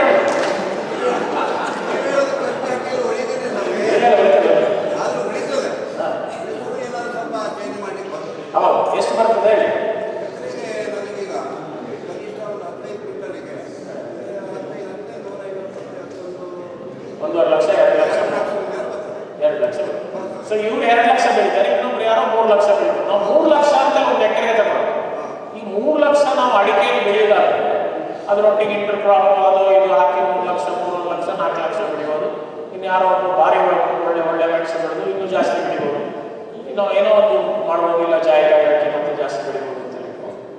ಸೊ ಆ ಇದನ್ನು ನಾವು ಮಾಡ್ಲಿಕ್ಕೆ ಆಗ್ತದೆ ಅಂತ ಹೇಳಿ ಅದೊಂದೇ ಆ್ಯಂಗಲಲ್ಲಿ ನಾವು ಹೋಗ್ಲಿಕ್ಕಾಗಲ್ಲ. ಸೊ ಇದನ್ನು ಬಿಟ್ಟು ಈಗ ಆಯಿಲ್ ಪಾಮ್, ನಾವು ಆಯಿಲ್ ಪಾಮ್ ಹಾಕಿದ್ವಿ. ಆಯಿಲ್ ಪಾಮ್ ಹಾಕಿದ್ದು ಏನಕ್ಕೆ ಅಂತ ಹೇಳಿದ್ರೆ ಅಡಿಕೆಗೆ ರೇಟ್ ಡೌನ್ ಆಗಬಹುದು, ಅಡಿಕೆ ಬಿಟ್ಟು ಹೋಗ್ಬೋದು ಅಂತೆಲ್ಲ ಬಿದ್ದಿದೆ ಬೇಕಾದಷ್ಟು. ನನ್ನ MS ಅಗ್ರಿಕಲ್ಚರ್ ಥೀಸಿಸ್ಸು ಅರೆಕನೆಕ್ಟ್ ಡೇಟಾ ಅನಾಲಿಸಿಸ್ ಅಲ್ಲಿ ನಾನು ಮಾಡಿದ್ದೆ. ಸೊ ಇದು ಬಿದ್ದಾಗ ಅದು ಒಂದು. ಎರಡನೇದು ಅಂತ ಹೇಳಿದ್ರೆ ಅಡಿಕೆ ಕೊಯ್ಲಿಕ್ಕೂ ಜನ ಇಲ್ಲ, ಅಡಿಕೆ ಸ್ಪ್ರೇ ಮಾಡಲಿಕ್ಕೂ ಜನ ಇಲ್ಲ. ಇದೆರಡು. ಮೂರನೇದು ಭಾರಿ ಕೃಷಿಯಲ್ಲಿ ಏನಂತ ಹೇಳಿದ್ರೆ ನಿಮ್ಮ ತೋಟದಿಂದ ಸ್ವಲ್ಪ ದೂರ ನೀವಿದ್ರೆ ಎಷ್ಟೊತ್ತಿಗೆ ಯಾರು ಎಷ್ಟಾಗುತ್ತೆ ಕಡಿತಾರೆ ಅಂತ ಅದು ಗೊತ್ತಾಗುತ್ತೆ. ಸೊ ಇದು 3ಕ್ಕೆ ಪರ್ಯಾಯವಾಗಿ ನಾನು ಆಯಿಲ್ ಪಾಮನ್ನು ಇಂಟ್ರೊಡ್ಯೂಸ್ ಮಾಡಿದೆ. ಯಾಕೆಂತಂದ್ರೆ ಆಯಿಲ್ ಪಾಮ್ ಕದಿಲಿಕ್ಕೆ ಆಗೋದಿಲ್ಲ. ಮತ್ತೆ 35 ತಿಂಗಳಲ್ಲೇ ನಾವು ಅದರಲ್ಲಿ ಏನು ಕಾಸ್ಟ್ ಆಫ್ ಪ್ರೊಡಕ್ಷನ್ ಇದೆ ಅದನ್ನು ಬೆಳಿಬೋದು. 1 ಎಕರೆ 20 ಟನ್ ನಾನು ಕಂಫರ್ಟೇಬಲ್ ಆಗಿ ಬೆಳಿಬೋದು. ಒಂದು 20,000 4 ಲಕ್ಷ ರೂಪಾಯಿ ಬಂದು 3 ಲಕ್ಷ ರೂಪಾಯಿ ನನಗೆ ಬೆಳಿಬೋದು. ಅಡಿಕೆ ಸ್ವಲ್ಪ ಕಡಿಮೆ ಕುಡಿಬೋದು ನನಗೆ, ಅದು ನನಗೊಂದು ನೆಮ್ಮದಿ ಇದೆ ಅಂತ ನಾನು ಆಯಿಲ್ ಪಾಮ್ನೊಟ್ಟಿಗೆ ನಾವು ಅದರೊಟ್ಟಿಗೆ ನಟ್ಮ್ಯಾಗ ಹಾಕ್ತಾ ಇದ್ದೇವೆ, ಪೆಪ್ಪರ್ ಹಾಕ್ತಾ ಇದ್ದೇವೆ, ಎಲ್ಲ ಸೇರಿ ನಾನು ಹತ್ರ ಅಡಿಕೆ ಇಲ್ಲಿ ನಾನು ಎಷ್ಟು ಬೆಳೆದಿದ್ದೇನೆ ಅಂತೇಳಿ ನಾನು ಆಯಿಲ್ ಪಾಮಲ್ಲಿ ಎಷ್ಟು ಬೆಳೆದಿದ್ದೇನೆ ಅಂತ ತೋರಿಸ್ಕೊಡ್ತೇನೆ. ಸೊ ಹಾಗೆ ಬೇಕಾದಷ್ಟು ಕಾಂಬಿನೇಷನ್ ಬೇಕು. ಸರ್ ಇಷ್ಟಾಗ ನೀವು 1 ಎಕರೆ ಮಾತಾಡೋದು, ನಾವು ಲಾಭ 1 ಎಕರೆ ಮಾತಾಡೋದು. 1 ಎಕರೆ ನಿಮ್ಗೆ ಇಷ್ಟು ಲಾಭ ಅಂತ ಆ ಥರ ನಾವು ಮಾಡ್ಲಿಕ್ಕೆ ಹೋಗ್ಬೋದು. ಇಲ್ಲ 10 ಎಕರೆ 15 ಎಕರೆ 20 ಎಕರೆ ಇದ್ದರೆ ಖಂಡಿತವಾಗಿ ಫಸ್ಟ್ ಆಫ್ ಆಲ್ ನಮ್ಮ ಹತ್ರ ಯಾರಾದ್ರೂ 20 ಎಕರೆ 30 ಎಕರೆ 40 ಎಕರೆ ಜಮೀನುಗಳು ಇಲ್ಲ. ಅಲ್ಲ, ಅಡಿಕೆ ತೋಟ ಆಗಿದೆ. ಇನ್ನೊಂದು ಏನು ಅಂತ ಹೇಳಿದ್ರೆ ನಾನು ನಮ್ಮ ಊರಿನಿಂದ ಶಾಲೆಗೆ ಹೋಗ್ಬೇಕಾದ್ರೆ ನಾವು ಬೆಳಿಗ್ಗೆ 7:30 ಗಂಟೆ, ಸೋಮವಾರ ದಿವಸ 7:30 ಗಂಟೆ ಬಸ್ಸಲ್ಲಿ ನಾವು ಹತ್ತಿದ್ವಿ ಶಾಲೆಗೆ ಹೋಗ್ತೀವಿ. ಬಸ್ ಪೂರ್ತಿ ನಾವು ಮಕ್ಕಳು ಇರ್ತೀವಿ. ಇವತ್ತು ಆ 7:30 ಗಂಟೆ ಬಸ್ಸಲ್ಲಿ ಮಕ್ಕಳಲ್ಲ ಯಾರೂ ಇಲ್ಲ. ಯಾವಾಗ ಒಂದೊಂದು ಊರಲ್ಲಿ 2, 3, 4 ಮಕ್ಕಳು ಇರೋದು. ಸೊ ಕನ್ಸಾಲಿಡೇಷನ್ ಅಗ್ರಿಕಲ್ಚರಲ್ಲಿ ಆಗಲೇಬೇಕು. ಹಾಗಾದ್ರೆ ಬೇರೆ ದಾರಿ ಇಲ್ಲ. ಧನ್ಯವಾದಗಳು ಶಿವಕುಮಾರ್ ಸರ್. ವಿಶ್ವನಾಥ್ ಶರ್ಮಾ ಅವರಿಗೂ ಕೂಡ ಧನ್ಯವಾದಗಳು. ದಯವಿಟ್ಟು ಜಯದೇವ್ ಸರ್ ಹಾಗೂ ರಾಜೇಶ್ ತಾಕಪ್ಪ ಸರ್ ವೇದಿಕೆಗೆ ಆಗಮಿಸಬೇಕು ಅಂತ ಕೇಳ್ತಿದ್ದೇನೆ.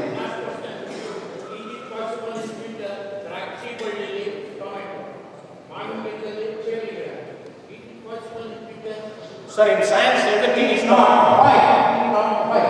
Sir, in science, as on today, this is the truth. Tomorrow, what is going to happen, nobody knows. So, everything is possible in the world. So, if they are human can be cloned, something else can be done. You know, this can also be done until we can say, but we have to prove it is not supposed to. It is not done until proven.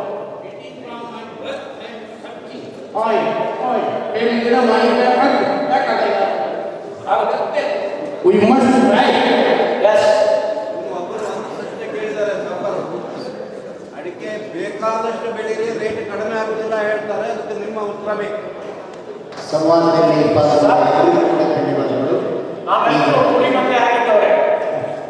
ನಾನಾಗಿ ನೀವಾಗಿ ನಾವೆಲ್ಲರೂ ಕುರಿ ಮಂದೆಗೆ ಆ ಬುದ್ಧಿ ಕುರಿಗಳಲ್ಲ, ಕುರಿ ಮಂದೆ ಬುದ್ಧಿ ಇತ್ತು. So ಆ ಬುದ್ಧಿಯಲ್ಲೇ ಇರುವ ಎಲ್ಲರೂ ಏನು ಬೆಳೀತಾರೆ ಅದನ್ನು ನಾವು ಬೆಳೀತೇವೆ.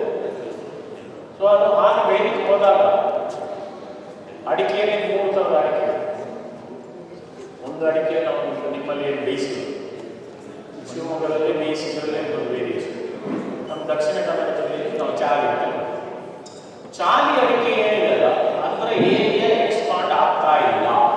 ನೀವು ಈ ಊರಲ್ಲೋ ಇಲ್ಲ ಹಾವೇರಿಯಲ್ಲೋ ಇಲ್ಲ ಗಂಗಾವತಿಯಲ್ಲೋ ಇಲ್ಲ ಕೋಲಾರದಲ್ಲೋ ಅಡಿಕೆ ಬೆಳೆದು ನೀವು ಚಾಲಿ ಅಡಿಕೆ ಮಾಡಿರ್ತೀರಿ, ಕಲರ್ ಬರೋದಿಲ್ಲ, ಟೆಕ್ಸ್ಚರ್ ಬರೋದಿಲ್ಲ. ಚಾಲಿ ಅಡಿಕೆ ಯಾರೆಲ್ಲ ಬೆಳೀತಾರೆ ಅವರಿಗೆ ಮಾರ್ಕೆಟ್ ಕ್ರ್ಯಾಶ್ ಆಗೋ ಚಾನ್ಸಸ್ ಕಡಿಮೆ. ನಂಬರ್ 1. ನೆಕ್ಸ್ಟು ಅಡಿಕೆ ಇದರಲ್ಲಿ ನಾನು 40 ವರ್ಷದ ಡೇಟಾನ ನಾನು ಅನಾಲಿಸಿಸ್ ಮಾಡಿದ್ದೀನಿ ನನ್ನ ಅದ್ರ ನಂತರ ನೋಡಿದೆ. 12 ರಿಂದ 15 ವರ್ಷದ ಒಂದು ಸೈಕಲ್ ಅಪ್ ಆ್ಯಂಡ್ ಡೌನ್ ಆಗಿ ಲಾಸ್ಟ್ ಟೈಮ್ ಹೈಯೆಸ್ಟ್ ಇತ್ತು ಅಲ್ಲಿ ಒಂದು ನಿಲ್ಲುತ್ತೆ, ಅಲ್ಲಿ ಮತ್ತೆ ಪುನಃ ರಿಕವರ್ ಆಗಿ ಮೇಲೆ ಹೋಗ್ತದೆ. ಪ್ರತಿ ವರ್ಷ ನಮ್ಮಲ್ಲಿ ಸೀಸನಲ್ ಬರುತ್ತೆ.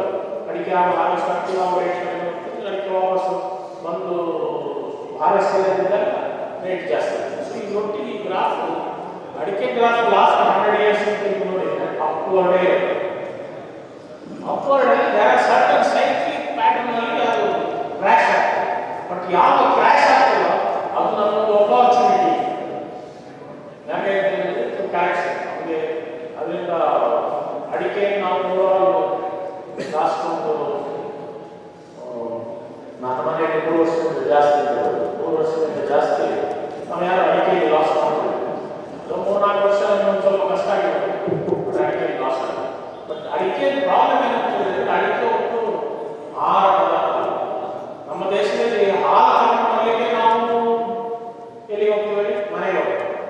ಆಲ್ಕೋಹಾಲ್ ತಗೊಂಡ್ರೆ ನಾವು ನಮಗೆ ಸೊ ಟೊಮೆಟೊ, ಅಡಿಕೆ, ತಂಬಾಕು, ಇನ್ನು ಬೇರೆ ಮೆಟೀರಿಯಲ್ ಎಲ್ಲ ಡಿಮಾಂಡ್ ಅಂತೂ ಕಡಿಮೆ ಆಗುತ್ತೆ. ಯಾಕೆಂತ ಹೇಳಿದ್ರೆ ಅದು ಒಂದು ಪಾರ್ಟ್ ಆಫ್ ಒಂದು ಜಗೀಗಾಗಲಿ ತಿನ್ನುಗಾಗಲಿ ಇದು ಒಂದು ಪಾರ್ಟ್ ಒಂದು ಚಟ ಇದ್ದ ಕಾರಣ ಚಟದಿಂದ ಜನರು ಆಗುತ್ತೆ. ನಮಗೆ ಅಡಿಕೆಗೆ ಬೆಲೆ ಯಾವ ಕಡಿಮೆ ಆಗುತ್ತೆ ಅಂದರೆ ಆ ನಾರ್ತ್ ಇಂಡಿಯಾದಲ್ಲಿ ನಮಗೆ ಪಾಪ್ಯುಲೇಷನ್ ಜಾಸ್ತಿ ಇದೆ. ಅವರು ಗುಡ್ಕ ಪ್ಯಾಕೆಟ್ ತಿನ್ನೋದು ಕಡಿಮೆ ಮಾಡಿದಾಗ ನಮಗೆ ಏನಾದರೂ ಬರುವುದು ಅಷ್ಟೊತ್ತಿಗೆ 25% ಆಗಿದೆ. Thank you so much Shivakumar sir. ಈಗ ಆಭಾರಕ್ಕೆ ಸಮಯ. ಶ್ರೀಯುತ ರಾಜೇಶ್ ನಾಗಪ್ಪ ಸರ್ ಅವರು ಎಲ್ಲರೂ ಕೂಡ ವಂದಿಸಲಿಕ್ಕಿದ್ದಾರೆ. ದಯವಿಟ್ಟು Rajesh sir. Good evening, everybody. Respected President, Urban Bank, Honorable Keynote Speaker Shri Ashok Kumar, dignitaries and invitees. We come to the close of this function and I am honored to propose this vote of thanks. We are grateful to Honorable Shri Ashok Kumar for accepting our invitation and sparing his valuable time and sharing his experiences and deep knowledge on agricultural operations. He has also spelled out the future growth of agriculture in overall development of our country. I am sure with his thought-provoking address and active participation from the audience, the agriculturists in and around Sirsi will greatly benefit with new ideas and ventures. I am also thankful to Shri Vasudev for introducing our chief guest. We are grateful to all the guests, invitees in the audience for their active participation in this function and look forward to your continued support for all our future activities. We would like to thank the press for their support and coverage for this initiative in the media. A special mention to the MOC and the management team of this auditorium for all those who have contributed for the smooth conduct of this program. Dr. V.S. Sonde conceptualized the V.S. Sonde Foundation to carry forward his belief of providing selfless service to the society.